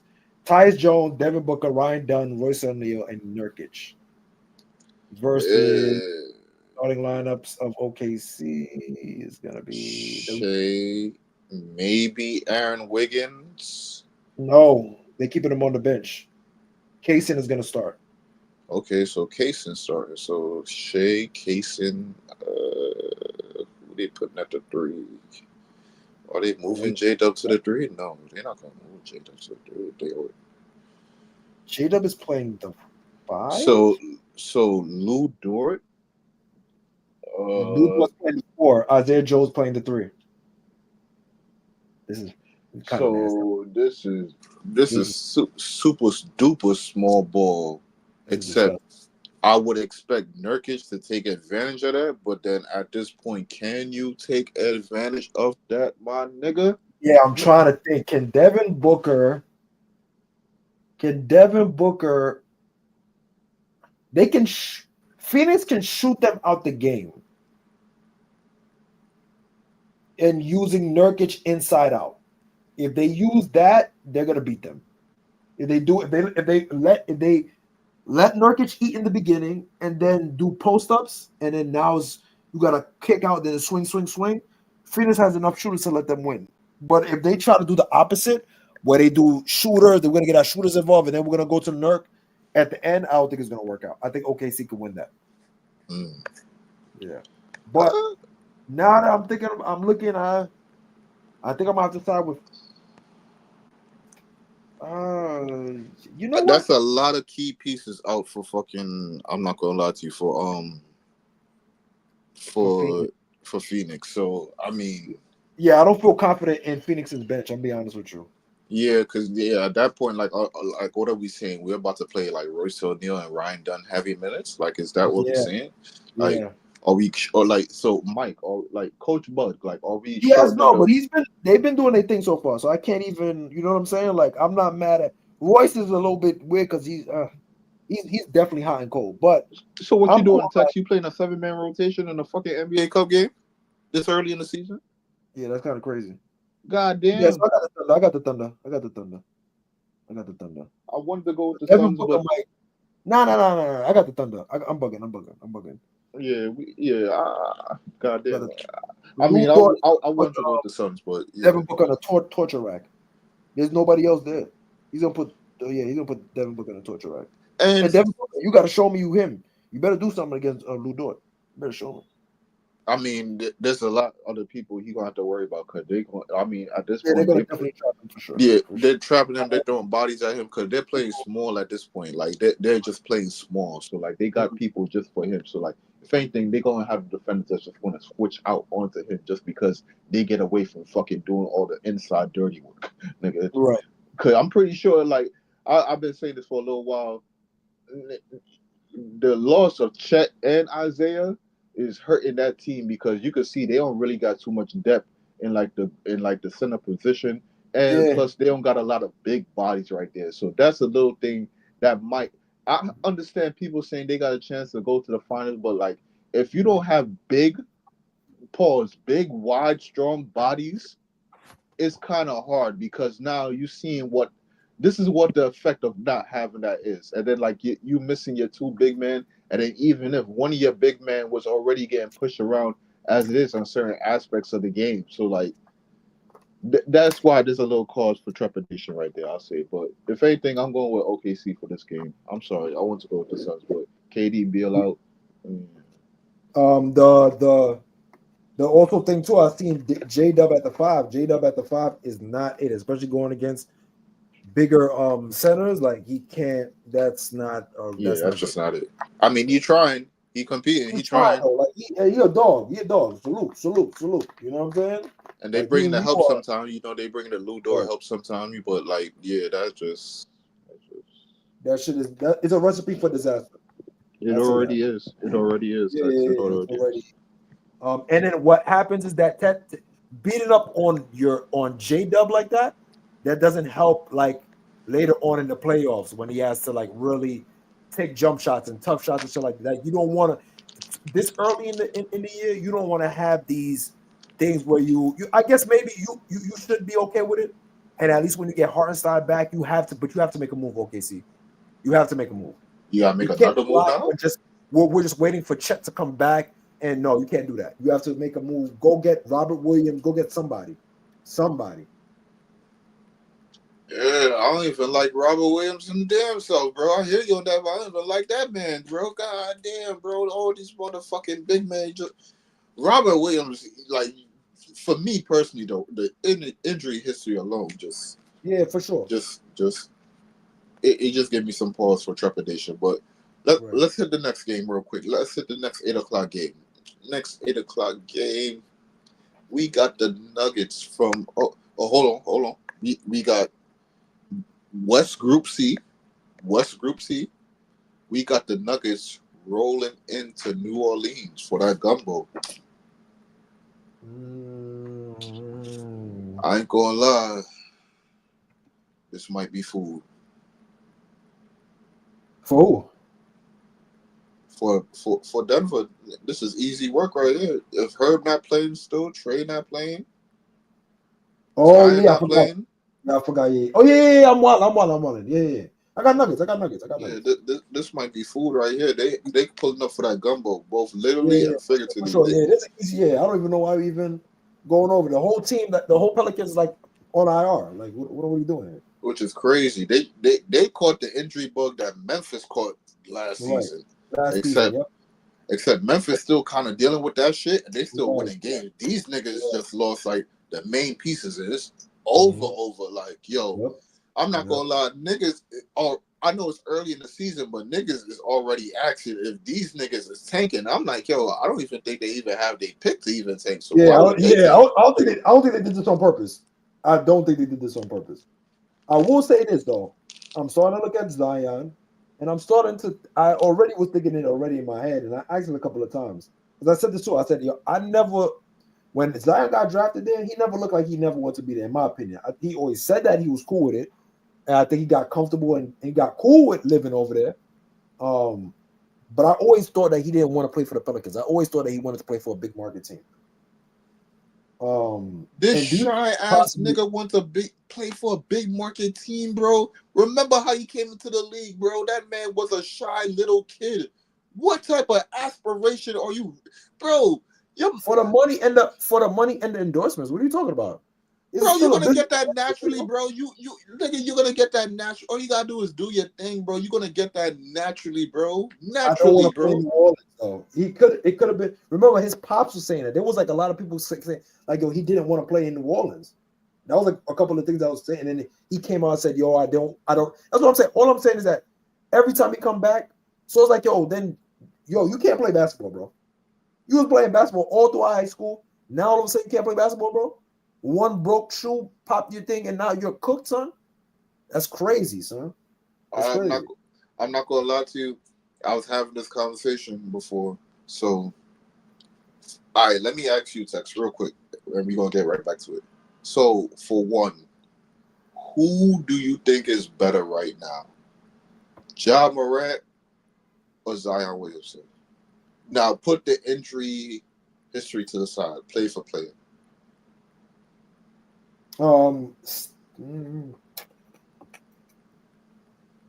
Up till now. In the beginning I had Zion, but now you can say Ja. In the beginning I had Zion though, just by a little though. It was because Ja's three didn't develop, jump shot didn't develop. Yeah, and Zion's barely has a jump shot, but because Zion could easily get to the rack and he was bigger, so they both doing the same thing. They both get into the rack, right? But Zion is bigger, right? And it don't look like he was dying every time. Now Ja look like, well, not now. Ja's in control. Before, when he used to go to the rack, he used to not be out of control, but a little bit out of control. Like, I'm gonna try to punch. It looked reckless. Dunk everything. Yeah, he calmed down now, and the game is definitely slowed down for him, where he's way more decisive, and now he's playing like he's manipulating defense. So that's why I'm saying he took the step up on the IQ level. He took such a step up from Zion that the Zion's like physique, it doesn't even matter to me anymore. So that's why I'll give it to Ja now. All right. Part two to that. Do you think, well, two parts to the part two. Would you do the draft over? Would you do their draft over differently? And would you take Ja Morant, if you're the Pelicans, would you take Ja Morant number one? Shit, I'm trying to remember. Who was that point guard when they took Zion? Zion number one. So like everybody's gonna take. Well, I'll tell you who was the point guard on the Pelicans when they took Zion? I'm trying to remember. Hold on, let me see. It wasn't CJ. Let me check. It was some weird people they had at the point guard. I don't know if it was Etuan Moore. Etuan Moore. Yeah, I guess you say you could take Ja. But Ja was a flash in the pan in terms of him coming out of nowhere for the majority of people. I wouldn't say the people that knew about him already, but for the majority of people, Ja was a flash in the pan that came out of nowhere, and they didn't know if his shooting was going to translate. As a guard, as a big man, Zion could just rely on his physical strength and be stronger and faster and bigger and stronger than everybody.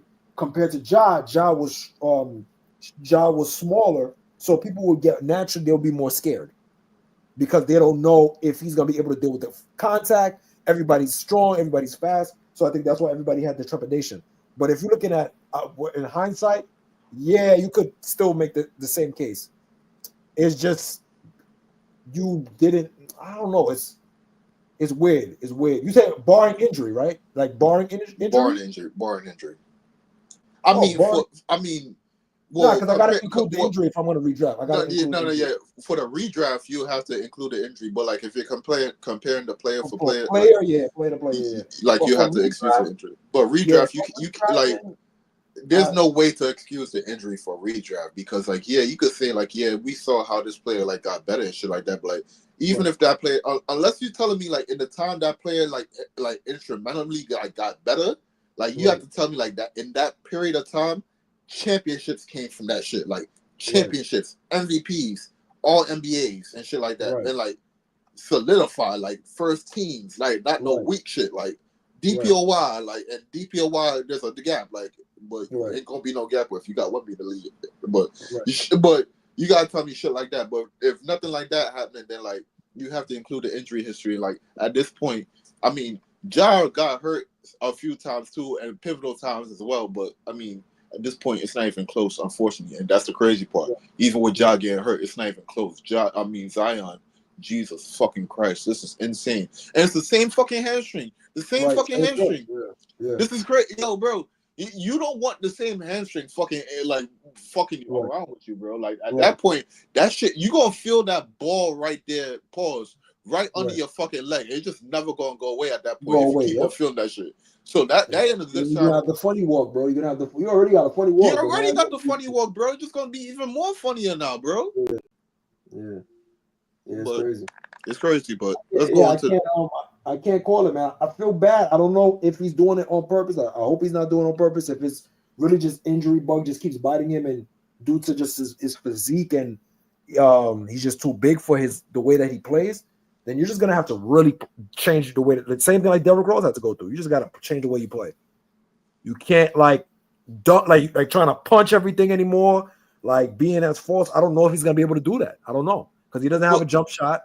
You know what I'm saying? Your force comes from your lower body, though, Tech. So, like that's your game right there. Because, like you said, like you're not even shooting the rock like that. Like you're not even like on the court to even progress your shot to see what you really need to work on, what's really good for you. And I don't even know if y'all got like good shooting coaches over there and shit like that too. Because like they used to. They BI's jump shot got better.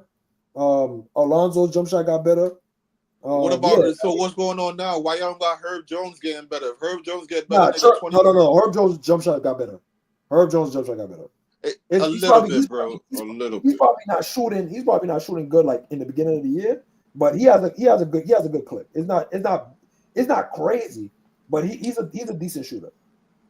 He's a better shooter than Najee, in my opinion. Than Najee Marshall, he's a better shooter than Najee. You know what? You know it's funny. I agree to that. That's kind of crazy to me too. So that's, but yeah, I mean, at that point, if you don't got a shot, like, and you're not on the court, like your strength comes from your lower body. If you have the hamstring injury, like, I ain't gonna lie, like to me, there ain't gonna be nowhere around that because like when you explode, like that coming right straight from your hamstring, my nigga. So like.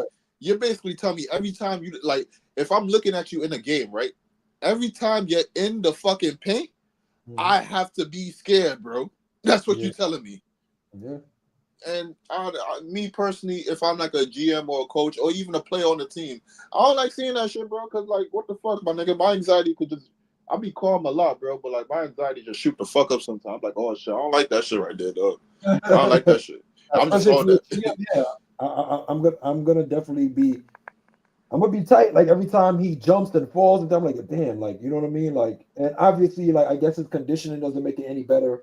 So and he got the funny walk too. So you know, like when he fall down, he get up, he's just walking funny. So like I don't even know if, like if that's like a funny walk. Body broken up, yeah. You don't know if his body broken up or he just walking funny. He's just walking funny. Then like I don't even know, like are you hiding it from me? Because like you already got hurt, you got fucked up. So you might have that in your mind, like yo, I can't let these niggas see me get fucked up because yo, they gonna take me out the game, and I ain't trying to have that shit no more, dog. Game checks, because my thing is like yo, like obviously the contract be guaranteed, but I'm like yo, damn, so like they don't be. Like, obviously, with the injury, I'm assuming that you probably get like a portion of that game check. You're probably not going to get the full game because you didn't play the game.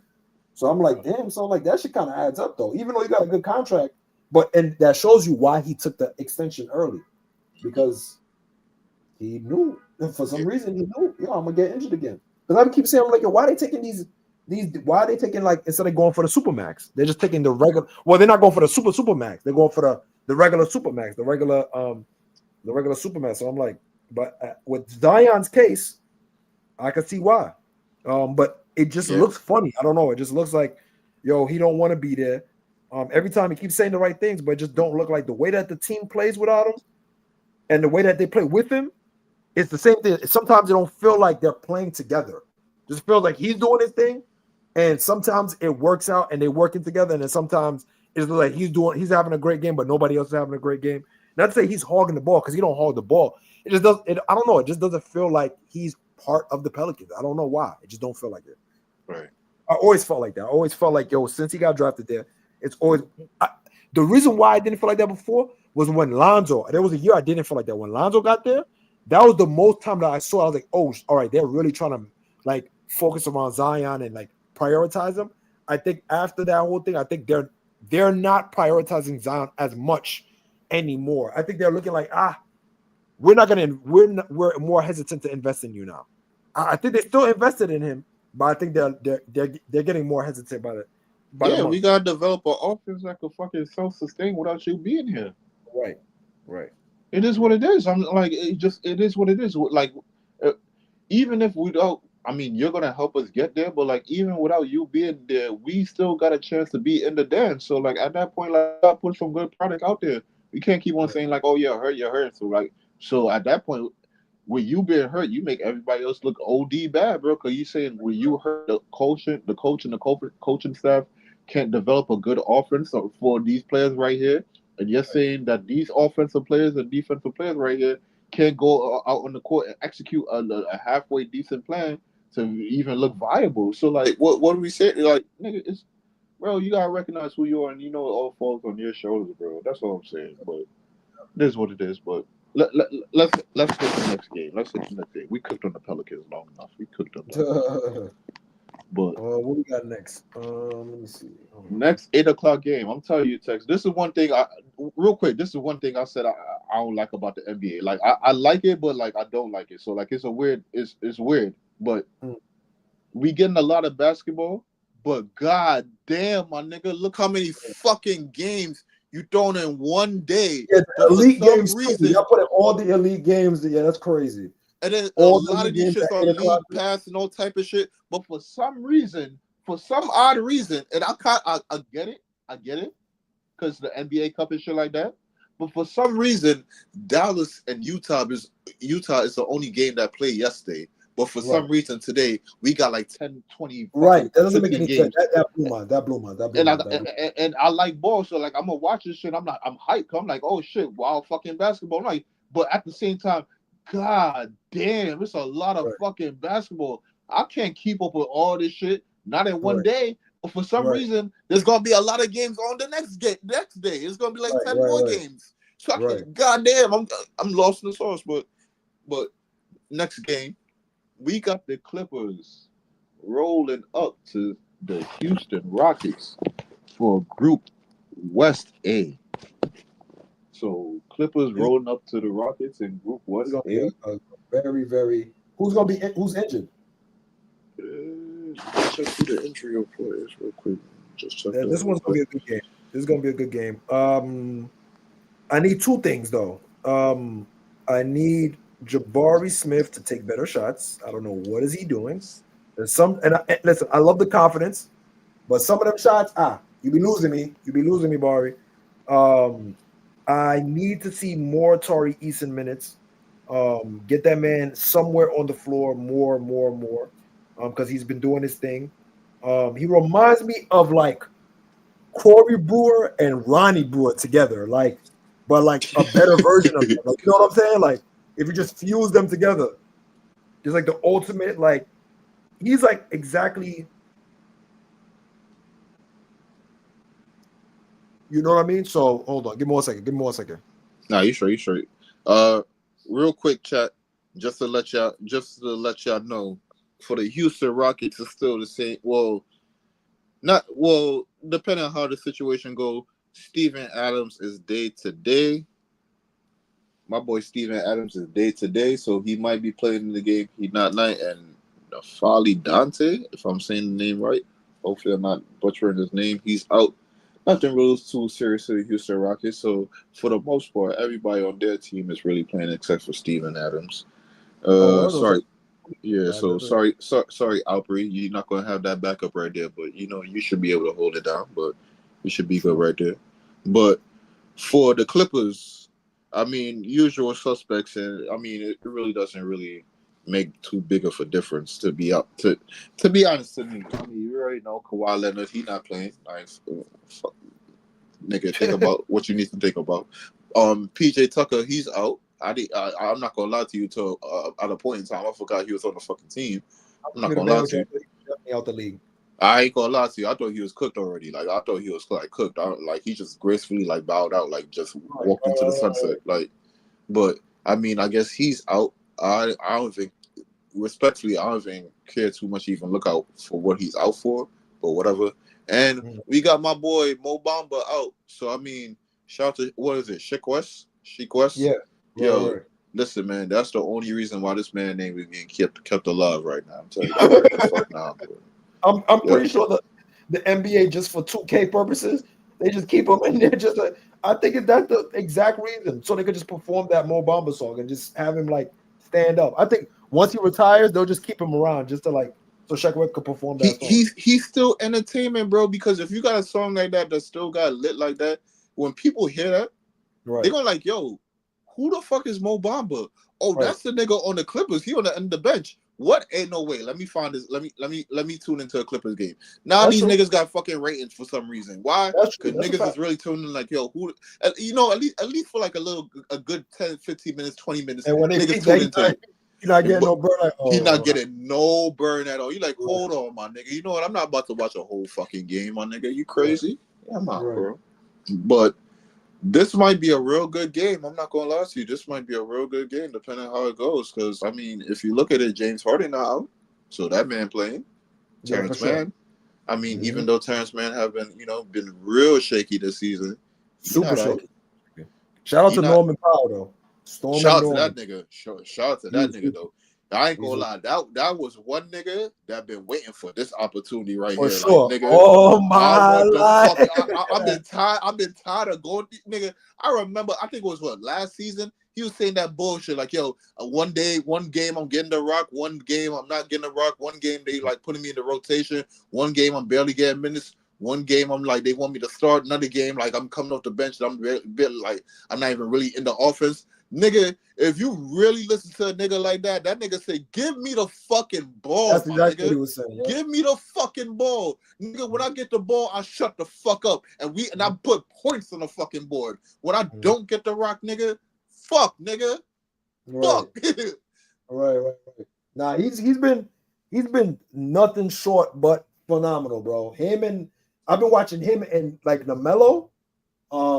They've been just putting on like this masterclass of tough shots. Like ooh. Like every time I see them play, I'm like, wow, I forgot how tough they were. Like especially Norman Powell. Like he reminds me of like a bigger Marcus Thornton. I was telling you guys that, but like he's hooping, man. He's hooping. Shout out to him. I got. With that being said, though, I got the Rockets. I ain't gonna lie, I think out the Clippers. I like how they competing, boy. They could come into the Rockets and take that shit. I ain't gonna lie. Okay. I don't see James Harden losing to the Rockets. I don't think you want to lose tonight. It's a Friday night. You lose to the Rockets. You know you're gonna party in Houston. It's so in Houston, or in Houston too, right? Yeah, it's in Houston. So like you partied out in Houston. You gonna enjoy your night right there. Cause I know that you ain't gonna have a back to back. So you gonna enjoy your night. So nigga, you don't want to be in the club and niggas tell you like, yeah, you lost and shit like that. You don't want to have that shit on you, and you're gonna do your thing. So like, I got them. You know, I can see that. I'm not taking that away.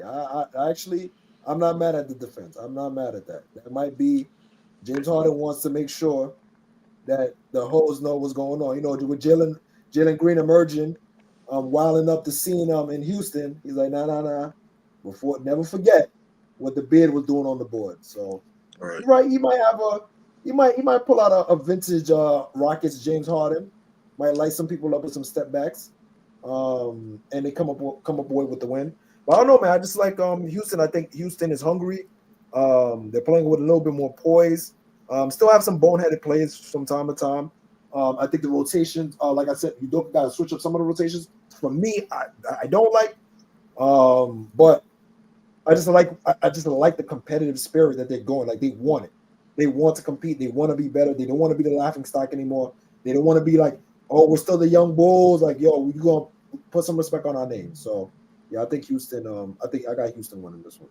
I think they kind of before we get to the next, I think they just know that they need to get out to a good start. They know a good start really helps them when it comes to seeding. I know. Yeah, they're a first round knockout for sure. But I think they definitely just want to get some, under their belt and get some, winning at a frequent clip. Well, Tex. Let me say this. You might think they think they're a first round knockout, but they might be looking at certain teams and saying, if we do good and we get a favorable seed with a favorable matchup, we ain't no first round knockout because there's teams that was in the playoffs that we was giving fits. But I can't think right now off the top of my head what matchup would suffice for. They was giving the Lakers fits. They was giving the Lakers fits last season. I'll say the Lakers will be tough, but I think the Lakers will just through experience will round it up. I think the team that they could low-key knock off would be a team like Sacramento. They was giving them fits too. That's a fact. I agree. They could definitely give the T-Wolves some fits too, for sure. Oh, that's a fact for sure. For sure now. Definitely give I mean, with right now, they could give Oklahoma some fits right now. I was going to put that on the board. Like even before, like they could have gave Oklahoma some fits. With Chet, I don't know. It's tough because Chet. Well, it depends on what outbreak we get. Yeah, that's true. That's true. It's weird though because like I don't know eventually what his play style is going to end up being. Is he going to be? I'm just curious to see like how is he going to develop. I'm really curious to see if he's going to kind of take that next level to the Jokic, or is he just going to stay kind of at this level? If you try to beat a Jokic, for one, and for Jokic, it's like you have to. Of course, you're going to need high level IQ, but at the same time, it's very small. He does have it, but like it's going to have to get on a higher level. Like you go like. At a point in time, you're anticipating the next move. You're not anticipating the move that you see right. You're anticipating the next move. So you're putting yourself in positions where the defense not even think about where you're going to be at because you're already like you. If you pass it to a cutter, you're putting yourself in an offensive rebounding position already. Right. Just because you're like, all right, if he missed, I'm right here. And from his angle, from where I pass the ball to, I know the ball could. There's a good chance the ball could come to me. So if you already passed the defense. You're like, I'm here already. They're trying to catch up to you. So shit like that, I think like you'll have to do. And then like for Alpri, if you want to be a Jokic type, there's certain tangible things that he does that you're gonna have to work in. For like for example, like when Jokic sometimes is on like the mid post or the high post, he will take his pivot foot, take the ball, put it in one hand, and fucking pivot and face up. Mm-hmm. That right there is so valuable because now he's holding the ball away from the defender. They can't do nothing. He a big motherfucker, long ass arms, and he could still make the pass with one fucking hand. So that when he put the fucking ball right in the second hand and in his next hand, that pass whips out real quick. Those are little tangible things I see. Like you gotta get a quick whip pass. Like you gotta see the play, whip the pass real quick. Things of like that nature. So like that gonna come with time, and then like at the same time too, Jokic is a big motherfucker. So like he could use his force on you. So like he could create space and things and make you be honest on defense with things of that nature. So like meanwhile, it looks like who got smaller, not smaller, but it looks like he lost weight. Those shoulders look a little bit more skinnier, boy. I'll say that the fuck much. My shoulders look a little bit bigger than yours, and you're a fucking NBA player. So what the fuck going on, my nigga? Mm-hmm. So, that's interesting. So that game gonna be interesting, right there. Yeah, it's gonna be a toss-up. I think it's gonna be a good game. I'll say this: whoever making the game parlay, if you're betting on all the games, I'll say this: don't take no advice from me for that game right there, boy, because I don't want to fuck up your whole parlay. You might hit on everything, and then you take my advice for that game. And you're like, yo, dog, that was 20 bands right there, dog. What's up, man? I need that. And I'm like, I don't got that shit for you, but nigga, I don't got that shit for you. So we just gotta fight right now. I'll fight right now. So yeah, So but we got the next game. Yeah, we got the next game right here. So coming in at 10 o'clock, we got a 10 o'clock slate right here. So we got West Group C performing. We got the Memphis Grizzlies pulling up to the Golden State Warriors. We pulling up to Golden State. What's going on? Now, let me check who's injured for both teams real quick. Check who's injured. Now, I'm not going to lie to you. I'm not going to fucking lie. The Memphis Grizzlies, they back on their bullshit. I'll say that. They back on their bullshit, boys. So, we still got Vince Williams out. Brandon Clark is day-to-day. So, he played, I forgot what game Memphis played the last game, but he played, but he's still day-to-day. So, I don't know. They have some days off. I don't know if they're going to play him back again, but he's day-to-day, so he could possibly play. Desmond Bane is still out. He's still out for sure. Ja Morant is fucking out. He out. He out for the hip. He out. Well, the injury is week to week, but nigga hip, and he a fucking flying ass motherfucker that be swinging his body all type of way. Yeah, that hip. Oh wow. Yeah, he sent that shit down. And I'm not gonna lie to you, speaking from somebody that fucking fucked their hip up doing some bullshit, bro.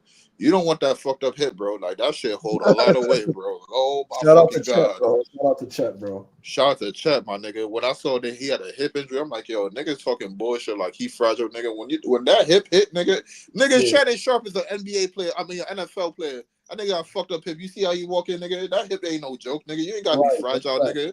That's a nigga, fact. when that hip gets fucked up, nigga, Jesus Christ, dog. But Ja Morant out. Fucking Cam Spencer is out. Oh wow. So he's out. Now, potentially Desmond Bane, could possibly come back today. Vince Williams and Desmond Bane could potentially come back today. They're set to return back today. But and Ja Morant, I mean, he's set to return back the 17th, but like, there could be a chance they could expedite the process and bring them back, but I don't see that happening. So I'll be very confident saying they out. Cam Spencer is out, and Gigi Jackson is out as well. Yeah. But so their bench has been hooping. Their bench has been hooping. Memphis benches has been hooping. No, they've been hooping, but god damn, bro. I mean, but Ja was there when they was hooping though. Yeah, that's true. But that bench without Ja still could put up buckets, bro. They could do. Jay Huff hooping, Scottie Pippen, like they got. Hold on, let me see the what's that name? There's somebody else too. I forgot. No, go ahead. Hold on. LaRavia? Yeah. LaRavia. Yeah, he hooping too. I rock with LaRavia. No, I didn't know about him, but yeah, he good. But yo, real quick, I just want to touch on this real quick, and I'm gonna get to the Golden State Warriors and their injury. I just want to touch on this. For the Pelicans, Jose Alvarado, Zion Williamson, Jordan Hawkins, Herbert Jones, CJ McCollum, DeJounte Murray. My nigga, that's a starting five right there, bro. My God, bro. Holy shit, bro. Yo, walk down to the fucking Knicks. Cameron Payne, Miles McBride, Karl Anthony Towns, Jalen Brunson, Precious Achua, some G League nigga that you don't need to know about. Mitchell Robinson. The only difference is Cameron Payne, McBride, Cat, Brunson, day to day. But that means they got some bullshit going on, though. That's what that means. Oh, yeah, nah, the injuries is through the roof, bro. The injuries are through the roof, bro. God Not damn, saying like forgetting about Powell and all them other people, bro. The injuries is through the roof. But I keep telling you, the NBA players are wiry. They're like wiry and they're supposed to be like, oh, we're doing it for like and flexibility. They're trying to do that and work on soft tissue and shit like that. But they're not sturdy. Like they're not. You don't see those big spores. Like, but it's not like like You don't see a lot of NBA players built like AJ Brown. You see a lot of them built like Devontae Smith. You see what I'm saying? So yeah, like it shit ain't Yo, no way y'all still cooking. Yeah, man. Now That's we're a just fact, we're finishing up the last games. The Warriors. We're just talking about we the doing Warriors. the cups. We doing the games. Yeah, we we're doing the cup. We're doing the cup. Yo, this nigga Ron on the panel right now, running down 10 players better than KG since 2000. But he got these niggas pissed. Oh shit! Oh my God, Ron. No, but for real, he's cooking right now though.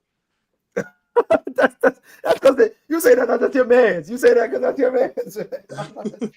10 players better than KG since 2000. Nah, Kevin Durant. Kevin Durant? Yeah. Oh No. Where's Dell? Where's Dell? Dell got to tell Ron to hell, bro. Yeah, that's when you put the back. Yo, Ron is mad that Dell didn't pull up. That's what it is. We figured it out. He trying to bait him. Yo, Tex, that's when you really put the bat signal in the air. Like, Dell, where the fuck you at, bro? You nigga, right. Pop out now. Right. Now. But I'll say this. So Ox, who you got for the Warriors, between the Warriors and the Grizzlies. And the Grizzlies. Oh, the Warriors. I don't got no faith in the Grizzlies this year. Damn. Do you think that Buddy Hield shooting is gonna continue is gonna stay the whole year like this? Yeah, Buddy got a burner. He always shoot like this. Yeah, no, for sure. Easy was just saying, like, yo, he been saying that Buddy Hield should have made his way to the Warriors. That this is tailor made fit for his style of offense. Yeah, he looks like when he was playing in college.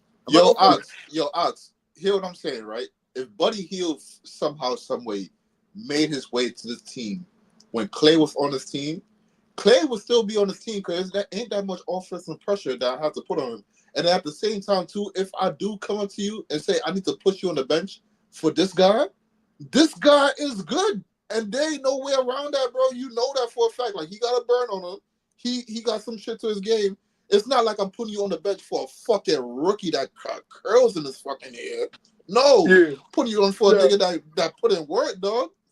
No, that's the fact. If Buddy would have came around 2-3 seasons ago, this shit would be, it would be different. Okay. All copacetic.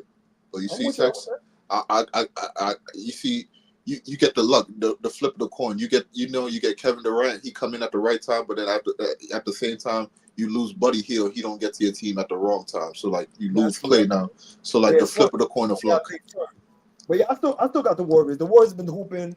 They're doing their thing. Steph's on a mission. Draymond is revitalized too, playing amazing defense. Like I said, we're looking for the playoffs. We need a Warriors and Mavericks first round. We need to see if Draymond can keep his composure the whole playoffs. The whole first round. Yo, Tex, you see how I read off the fucking Memphis Grizzlies injury report? Guess how many players injured for the fucking Warriors? None at all. Sheesh. They got full rotation coming into this bitch. Sheesh. Fresh, because they got the day off. I got them winning that for sure. I got them winning that. And it's at their home too. So like when they play their last game, they're home. So my thing is that, well, do you think that they need to add another piece or do you think this is just a flash in the pan? The Warriors are just going to end up, or do you think that they could actually make a shot at shooting, going for the title?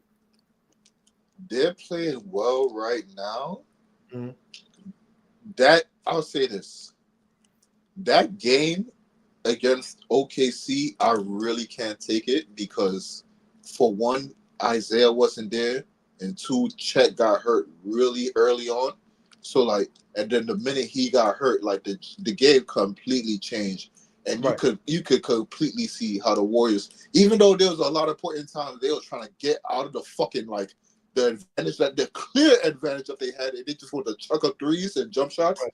But you could clearly see the game changed when they saw the biggest motherfucker on the court for them was probably Lou Dort or somebody, and then when they went small, the biggest nigga on the court for them was Kyle Anderson, and he was towering over motherfuckers. So at that point, you just gotta at that point, fuck everything. We just gotta use what we have right here. So it's hard for me to say how good they are, because before I get to the finals, you need to be good enough to get out of your conference.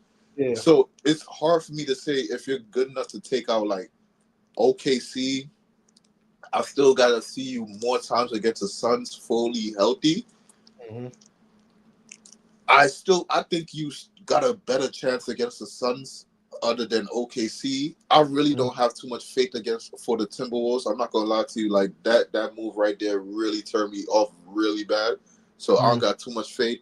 Sacramento, they in the hunt, but because I already gotta consider them because we like that was a tough series. So like that could be a tough series once again if you do match up. So that might be a bad, depending on how it goes, it might be a bad matchup for you right there. Because you don't got Kevon Looney no more.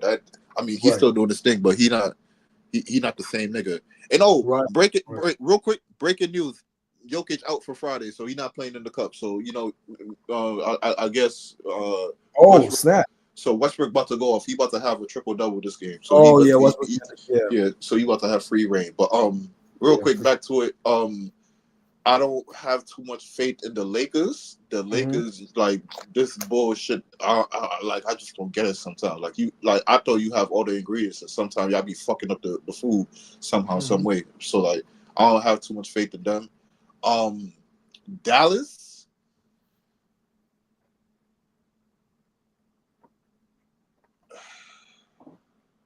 That's tough. I think it's a possibility that the Warriors could do that, but I think Dallas has too much talent. If everybody's they got healthy, too much. Yeah, they got too much. Yeah, so like that right there. I think they can isolate Steph, and it does more damage than them trying to isolate Luka. And plus, I don't see you pulling up in a series against them consistently. If it like goes to like 6 or 7 games. Consistently pulling out a fucking 11-man rotation. That shit getting showed up to like at least 8, 9. At least.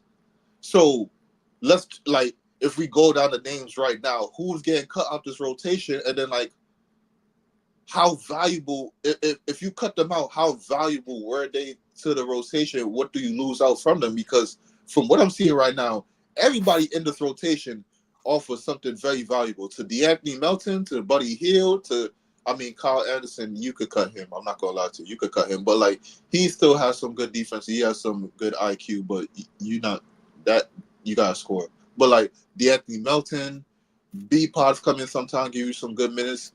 Moody be doing some good things. Kuminga. So like that's like I just named 4 niggas that routinely come off the bench. 4 or 5 niggas. So like. It's tough. Me personally, for a team like Dallas, even though they did win that game, I'm not too confident in that. And then like OKC, you gotta prove it to me and shit like that. So like, that's true. And then even if you get to like, and then even if you do somehow, some way, by the grace of God, make it to the finals, like you gonna see a team like, and I know it's super early, but like a team like the Cavs, possibly. Or the Celtics, or I don't know. Well, God willing, if the Knicks could get it together, and they do somehow make it there, somehow, some way in God's green earth, the Knicks, like the Knicks, probably sound like the best one you can have your way with, to be honest to me. But then, like, that's like a 1 in a million shot to me right now. Like, so like. What the fuck, dog? So like the Celtics or the Cavs? The Cavs, nigga, I was like, bro, yo, Tex, I'm not gonna lie to you. That shit was so crazy with the Cavs game. My league pass, I thought I was bugging. Maybe I'm still bugging to this day, but my shit was fucking up so bad. Like that shit was like fucking chipping in and out. Like you know how the TV screen doing the fucking like the chat. So like that shit happening to my fucking thing. So I'm like, yo, why the fuck is this shit happening to me? I'm thinking like, yo, what happened is happening to everybody? That's what I'm thinking, because you know I get crazy sometimes, my nigga. So I'm like, yo, what happened if these niggas getting their ass kicked so fucking hard, pause, that they just fucking up the service, my nigga, because they down by like 40-something by the half, my nigga. 40 fucking 1, my nigga. Like, at that point, ratings gotta be plummeted, nigga. So like somebody in the back just fucking up the camera, like fuck something up, like yo, oh my god, we dropped record low. What, nigga? And just hit like the coffee, like hit the fucking screen, and like it just fucked up something. Like, oh my god, the coffee, nigga. Like, so like we had like 41 at the half, my nigga. Like, god damn, my nigga, 41 at the fucking, you down 41 at the half, 40, nigga. They was in the 80s at the fucking half, my nigga. Like, Right. god damn, like there's no way around that. Either you let go of a 40-point quarter, or you let go of a 50-point quarter. Right. That's why a lot of the older players, they get mad because they're like, yo, what is it? Like, this is the weirdest form of basketball that we're watching at this point now. It doesn't make any sense. It doesn't make any sense. And that's what it is. The analytics is ruining basketball. Everybody's playing everything by the number. They're gambling on the numbers now. Hold on, give me a second. Go ahead. Nah, yeah, you straight. But yeah, I mean, I agree to a certain extent. I mean, yeah, the analytics ruin the numbers. Everybody thinking everybody should do the same thing. Like, no, bro, if you have some players on the team that do some good things, yo, play to their strengths, because maybe they, nigga, and have a good fucking coaching staff and the good people around them, so they know what it is. Let them know, like, yo, you see how the league is. Everybody shooting the fucking threes. We gonna play like this, but at the same time, I need you to fucking compete, my nigga. Cause before anything, we probably at a deficit if we're even competing like this. But we're gonna need to outperform them if they're gonna be fucking doing things that give them more points on the board. So if we're gonna play the inside game, make sure you're dominant on the inside and don't be no bitch on the inside, my nigga. Cause all these fucking points matter. Cause remember, if we get 4 shots if we both get 4 cracks at the fucking apple and they make 2 threes and we make 2 twos, they are ahead. So we need to make sure we make 3 twos and we fuck them up so they can only make 1 3 because their shot got more variance than our shots. Right. No, that's a fact. That's the unfortunate part of getting to that where everybody on top of that like the copycat league. Like, so now we got to the point where is the analytics on top of the copycat part. So now a lot of players, there's not a lot of things that there's but so many few teams that play with their own distinct style, whether players play with their own distinct style or the schemes and what they run, their play style in general as a team is a completely different style. So like the Denvers, the Golden States, like they're different from other teams because they have their player plays completely different from the way the rest of the NBA plays. And then on top of that, their offense is completely different from the rest of the offense. Now, there may be similarities because everybody has copycat each other and a lot of this, but so much scheming you can do. But the way that they use it and how they flip certain screens, certain places, and the type of player also affects how the scheme works. Because I can draw the same play, but if I don't have a Steph Curry, who cares? Because the attention that you're going to get, you're not going to get the same attention. That's why, like, you know what I mean? When Sacramento is running like stuff for like Kevin Huerter and he's off, all of that is wasted motion. And you get what I'm saying? Like, you can set up and diagram all this, but you just wasted 15 minutes to try to get Kevin Huerter a shot open, but he's not going to hit it like Steph is. You get what I'm saying? So it's like it's a nasty game that they're trying to play with analytics versus the player knowing how the player is, who to take the shot, when to take the shot. It's like it's a weird game that we're watching now. Weird game. That's what happens when you go back to that fast-paced offense. So you're thinking about it. Well, the more shots we get up, the more possessions we're going to get. So we don't need to value each possession. So that's another thing. That's why you're seeing a lot of people not valuing possessions the same anymore. Yeah, but that's some bullshit because then, I mean, I hear you texting, you right about that, but then I'll tell the motherfuckers that's some bullshit because you value out of a timeout possession, out of bounds possession, end of half possession, 2 minutes before the half or before quarter possessions. So like at that point, if we add all that shit up, like that might amount to like 5 minutes worth of fucking gameplay. So what you saying right there? So what the fuck then? Like what's going on? Like yeah, bro. They've been saying they go through the motion and stuff like that. There's only but so many players that play all 48 minutes mad hard, bro. A lot of them just go through the motions and shit like that. Yeah, that's for sure. No. I think the young niggas come in playing 48, but then they see other shit going on and they saying, why the fuck do I need to do all this shit when all that other shit going on? You see, A case study needs to be fucking open on a young NBA, the NBA life, the NBA play style. That's what I'm saying. I'm not talking about the young guys. I'm talking about the regular NBA veterans and stuff like that.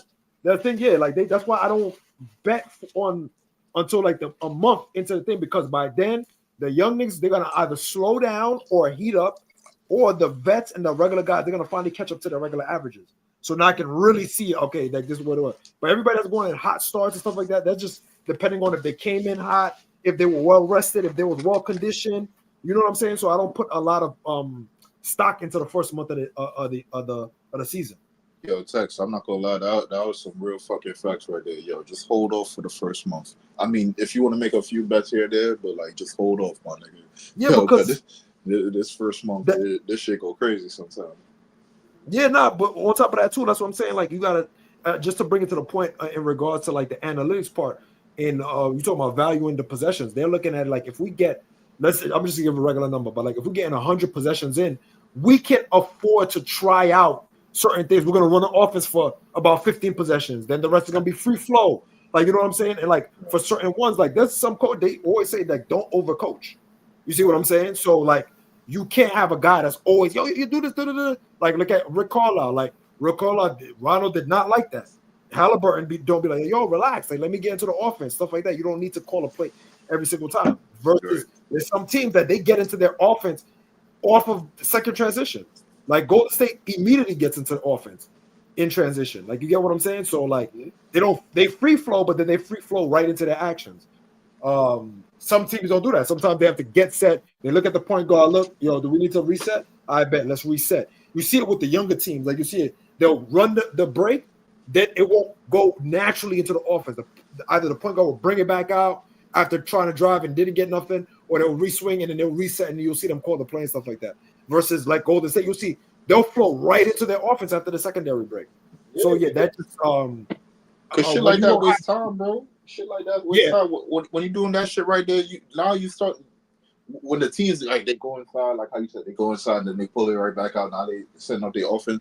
At that point, it's 13 seconds on the shot clock, my nigga. Yeah, that's what I'm telling you. That's why they try to get quick shots, so that way they don't do that, waste offense, and that way they can maximize in their mind. They're maximize the big time instead of I'm maximizing each possession. I'm just gonna max out possessions. If I get more possessions than you, then I have more chances at scoring. You get what I'm saying? Yeah. So that's the way I look at it. But I hate that nigga. Yeah, it's just nasty. So we at the last game for the night. And it's crazy how Ox dipped for that too. What is it? The Kings versus the Kings versus the fucking lowly ass fucking Timberwolves. Lowly ass fucking Timberwolves. So shout out to fucking Julius Randle. You get to prove us wrong. You get to talk your shit today if you can. Do your thing. Spit your game. Talk your shit. Grab your gun. Call your clip. Type shit. Type fucking shit. It's gonna end up damn, bro. Go ahead. But before that, let's just take a walk down, injury lane to see who's in for the game and who's not. So for the Kings, and this is interesting, DeMar DeRozan is day to day. He should be coming back today for this game, but he's day to day. So maybe he plays, maybe he doesn't. I see him playing because he just want to play because that's what he does sometimes. But he could sit. So whatever that means. My boy Monk's out. That nigga's still out. He out. He ain't coming back this game. Who's out? Who? Malik Monk. My boy Monk is out. Still out? Okay. Yeah, he out. He out. I don't expect to see him. If I see him, there's some bullshit. I need to understand what the fuck is going on. But he out. So that nigga out. So for the T-Wolves now though, which is very interesting. That's it. Trey Lawson's not all right, baby. So that's it. That's the only guy. I bet. For the T-Wolves, interesting because there ain't nobody injured over there. All them motherfuckers healthy. They just fucking ass. They just fucking ass. They just fucking ass. Hold on. Say that shit again. They just fucking ass, bro. It's crazy, bro. I'm telling you, bro. At this point, like I said, they propped up Anthony Edwards. They added juice. And don't get me wrong, like you already know how I stand on Anthony Davis. But I will say the media definitely, you definitely saw a concentrated effort in including Anthony Edwards as one of the faces of the league. Like you saw, brands has done it. Multiple brands has done it. Has tried to put him into position as to put his name in the hat. With that being said, for some certain reason, I don't know, I can't prove it, but I definitely feel like the NBA said, "Well, watch this. You got to show us. We're not going to let you have it this easy." Because to be honest with you, the T-Wolves were this close to getting to the finals. They just ran up into the Dallas Mavericks, and the Dallas Mavericks were clicking. They didn't know how to guard two guys that could do that. That can do that to them. They were used to. They knew that KD and Devin Booker, yeah, they do it, but they do it differently. They don't do it with their playmaking as much as Kyrie and Luka, because Kyrie and Luka was finding that pick and roll and was abusing that pick and roll. Which I don't think Devin Booker and KD are. I don't think that's what their skill set is. I don't think they're amazing pick and roll. I think they're just like really better off the ball, coming off, catching first action movement, stuff like that. Pick and roll maneuverability. I don't think they're amazing. Devin Booker got way better. Devin Booker is definitely he's good at it. KD is just I think it's just a height thing. He's too tall to maneuver, get low, and all that stuff to be like an amazing pick and roll maneuver. But he's cool. He's decent. He knows how to snake around. He's cool. He's cool for a thing. But back to the point. I got quiet as kept. I think the T-Wolves might win this actually. If Depot is out, I think the T-Wolves are gonna win this. I think Julius Randle is actually gonna have a good game. Quiet as kept. So Folius is gonna have a good game. Yeah, I think bum ass Folius might have a good game. He might have like a 20 burger, like a 20 plus. I think Ant's gonna have a 30 or high 20 game. High 20. I think minimum 27. I don't think he should have a problem. There's not that much defenders on that team. Keon Ellis don't got nothing for him. But Keegan Murray don't got nothing for him. So I think T-Wolves should win this. But if DeRozan is there, I think the Kings win it. If DeRozan's there, I think the Kings win it for sure. But I got the T-Wolves if DeRozan's out.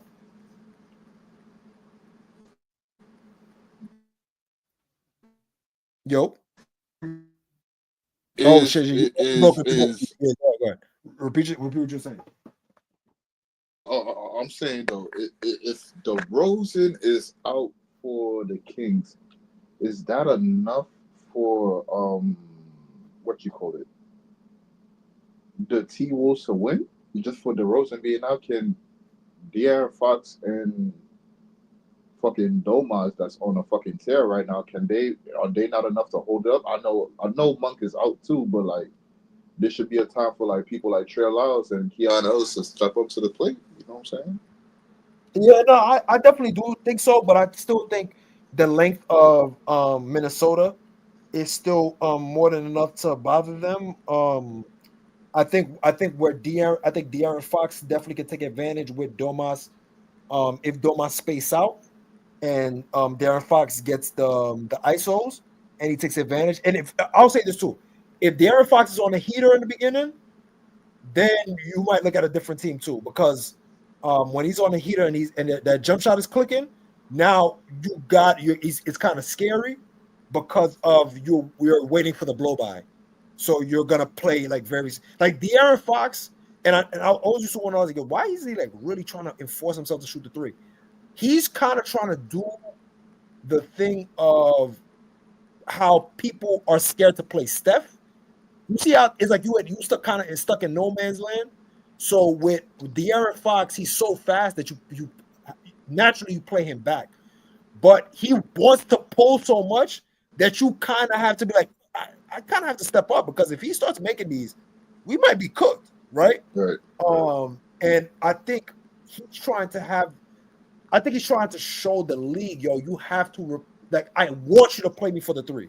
I don't even want you to play me for the drive. Like, I want you to play me for the three, so that way he can have easier drives and stuff like that. So if he's shooting well, I think, it's going to be a long night. But Jaden McDaniels is going to be on Nickeil Alexander-Walker. I think they have enough length and enough defense, Dante DiVincenzo and I think they have enough defenders where you can kind of, I would say neutralize De'Aaron Fox, but you're going to make it tough, especially then get into the rim. He's going to have to rely on his floater game, mid-range. It's going to get real bumpy. On top of that, too, especially with all the trash talking, I think they're super competitive. I think there's going to be a lot of foul trouble. It's either going to be a shootout or just going to be a scrappy game with a lot of fouls. But I just think Minnesota, if they muck it up and they make it dirty and they throw some bows and stuff like that and kind of get into the heads of the Sacramento Kings, I think it's more than enough. I think it could get them off their shooting streak, and then they'll kind of falter. So yeah, I still got the T-Wolves, even though I think the Kings are actually better than T-Wolves right now. As a complete team, I think the Kings are a better team. With Malik Monk fully healthy, I think the Kings are better. Yeah, I could agree to that, but I just feel like the Kings got enough to hold it down at home court and take it home. I'm gonna go with the Kings. I feel like Domas is getting better. He's showing us a little bit more. Rudy's never gonna be able to match that production that Domas is putting out there. So like, and he's doing a lot of different things. I feel like they got enough to bring it home. Now I do hear your point on that, but I just feel like now this might be what I think a low scoring game. Maybe not both teams not passing 110. Mm-hmm. So that might be a low scoring game, but right. Yeah, I got the Kings taking. I got the Kings. Yeah, I got the Kings taking it. So Wow. I mean, I guess because they're at home and stuff like that. You think they're just gonna shoot them out? Yeah, I think because they're at home and plus fucking, I just don't. They got enough to. More times than not, unless like how you said, Julius will have to go for it, and I think it would, not like a cool 27. I think it has to be like a 30 plus. He'll have to go for like that type of number to like really like me too. I think make an impact. Now, depend on what happens with DeMar, though. You know what I'm saying? But right. Yeah, Speaking of which, the man of the hour. So we was just talking about the Kings, the last game of the night, Kings versus Wolves. Who do you have? Well, shit, the Wolves has got their ass back to back by Portland, so they probably don't remind me, bro. Don't remind me. You actually you did remind me. Yeah, so they're feeling dangerous. We always have rough games with them, but I think we should take care of business tonight. Okay. Yeah, I think I got the T-Wolves. Easy got the Kings. I think the T-Wolves still have enough defenders to make it tough for De'Aaron. I think they have enough length to kind of bump you out of your scheme, and I think they have, I think they're gonna try to make it a little bit mucky. But if De'Aaron is on a heater, GG's. If De'Aaron's on a heater, GG's. I think the Kings will wash him. Yo, real quick before you close out, I was just always curious about why the fuck is it against the rules to have like somebody massage your legs or like have the thermogun on the fucking bench or something? Because like, if your legs go out, like no lie, like your legs could probably they use the massage gun. I don't see that too much going on the sideline, my nigga. Like I need like a lot of things that deals with the legs. I'm gonna need if I was a player, I'm gonna need all that shit going on. No space. You gotta remember too, spacing too. Nigga, I'm telling these are all tall that, people. No, so sometimes they have to go to the back and get massage over there. They have to go to the back. I promise you not. I shit you not, bro. I will tell two niggas that know they're not playing. Get the fuck out of here. Sit on the floor, my nigga. I need this, bro. Nigga, I need to bro, because you already know your legs could go off first quarter or like the second quarter. If you do a lot of shit like you could just be like, God damn, my nigga. I felt good, but like shit, my legs feel kind of wobbly right now. Nigga. Right. Let me get that massage. Let me get that thermogun. If I gotta lay my fucking leg out, I'll lay bro. Go sit on the floor, bro. Ain't nothing wrong with the floor. There's not enough space, bro. You see how packed them shit. Like some places, I can understand. I agree with you. But then there are some benches that they just look cramped. Like you see the players sitting on the floor and they still look cramped, bro. Not all the benches are like. And then you got to remember too. Some places they allow fans to sit right next to the bench. So you know what I'm saying? Like that makes it even more cramped. You know what I'm saying? So sometimes they don't want like to be pulling out the Theragun and all that. I mean, some of them they don't care, but some of them they just end up going since they're so tall, they end up going to the back to get the massage so that way they could just really, you know what I mean, like lay out and stuff like that. They want to be more comfortable, things like that. But I'm sure they have they got Theraguns, they got massage guns and stuff like that for sure. You definitely got that. Yeah. Yeah, but that's another thing too. Arena needs to be, the players need more space. So got all these motherfuckers close up next to each other, and people so fucking close to each. Yo, man, give these niggas some space. I hate when niggas go out of bounds and they about to throw the ball inbound. And they right next to a fucking a person, right? Niggas sitting down, they right next to their fucking feet. Like, goddamn, because nigga, if yeah, I'm a fucking they've been talking about that for a while now, where they wanted to see if they could push it back. push that Remember bitch because of back, the bro. Paul George, the Paul George issue, and all the time, when they go out of bounds, they've told people to move back. If you notice that they're not as close as they used to be behind the backboard, they give them a little bit more space now. They don't like fall right on top. There's sometimes they'll fall and run out and stuff like that, but for some spots now, they push them back and they tell them like, no, like you can't. Before they used to sit on the logo, like it was like it literally looks like they were sitting on the court. Right. But now they give them way more space. But you're right, that definitely should be a thing, because that someone getting hurt, like that's still a thing. You know what I mean? On top of that too, and I get it. They want the fans to interact and feel like they're part of the game and stuff like that. Nah, But, nigga, stay the fuck back, bro. Yo, real talk, text. Yo, real shit, real quick before we close out, bro. Yo, me as a player, you too close to me and doing what I'm doing, and me as a customer, I don't want you, your sweaty bum ass, so fucking close to me. And I just took a shot and I'm fresh up, nigga. I don't give a fuck, bro. That's what type of time I'm on, nigga. No, that's There's true. something might happen after this, nigga. So do you think that they should do the same thing that they do with hockey and put a glass thing? The glass might be a little bit too much, though. The glass might be a little bit too much. Just push the distance. I don't know because the arena already made, but push it back somehow, nigga. Okay. Destroy one of the standings and push the seats back a little bit. I don't care. Make those customers fucking squish, nigga. Like, nigga, you got the ball players like damn near like right next to fucking people when they inbound the ball, bro. You gotta be careful how you inbound the ball, bro, because you might trip over somebody's leg, bro. Yeah, that's true. Kick a couple fucking going after. bird. That's what I'm saying. Like, I was like, yo, there's certain things that people are like, yo, you don't be hustling. I'm like, yo, there be sometimes like you want someone to be doing the shack where they dive out and all that, bro. You take one wrong dive, son, and where you have to remember, you're landing where people are at. You don't know how they're gonna jump up. Some person might jump up, and as they're jumping up, you're because you didn't get a good like firm grip on where you was putting your hands at. You could probably put your hand in their elbow, son. They just bend their elbow, and now your whole hand is broken, bro.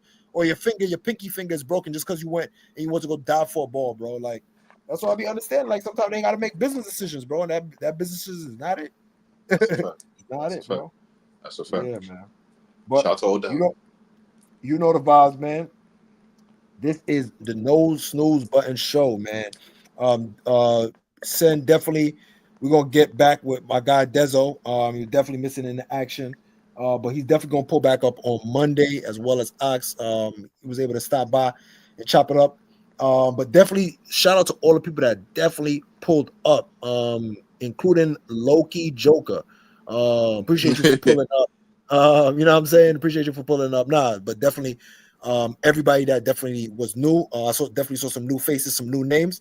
Like, comment, and subscribe. Let us know what's going on in your city, your town, your community.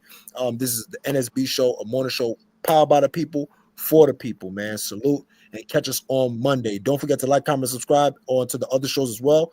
Ox and Pirate America, Champagne Room, and new show alert coming soon. Stay tuned for that. Yes, sir. Yeah. All right, y'all. Yes, sir. Yes, sir.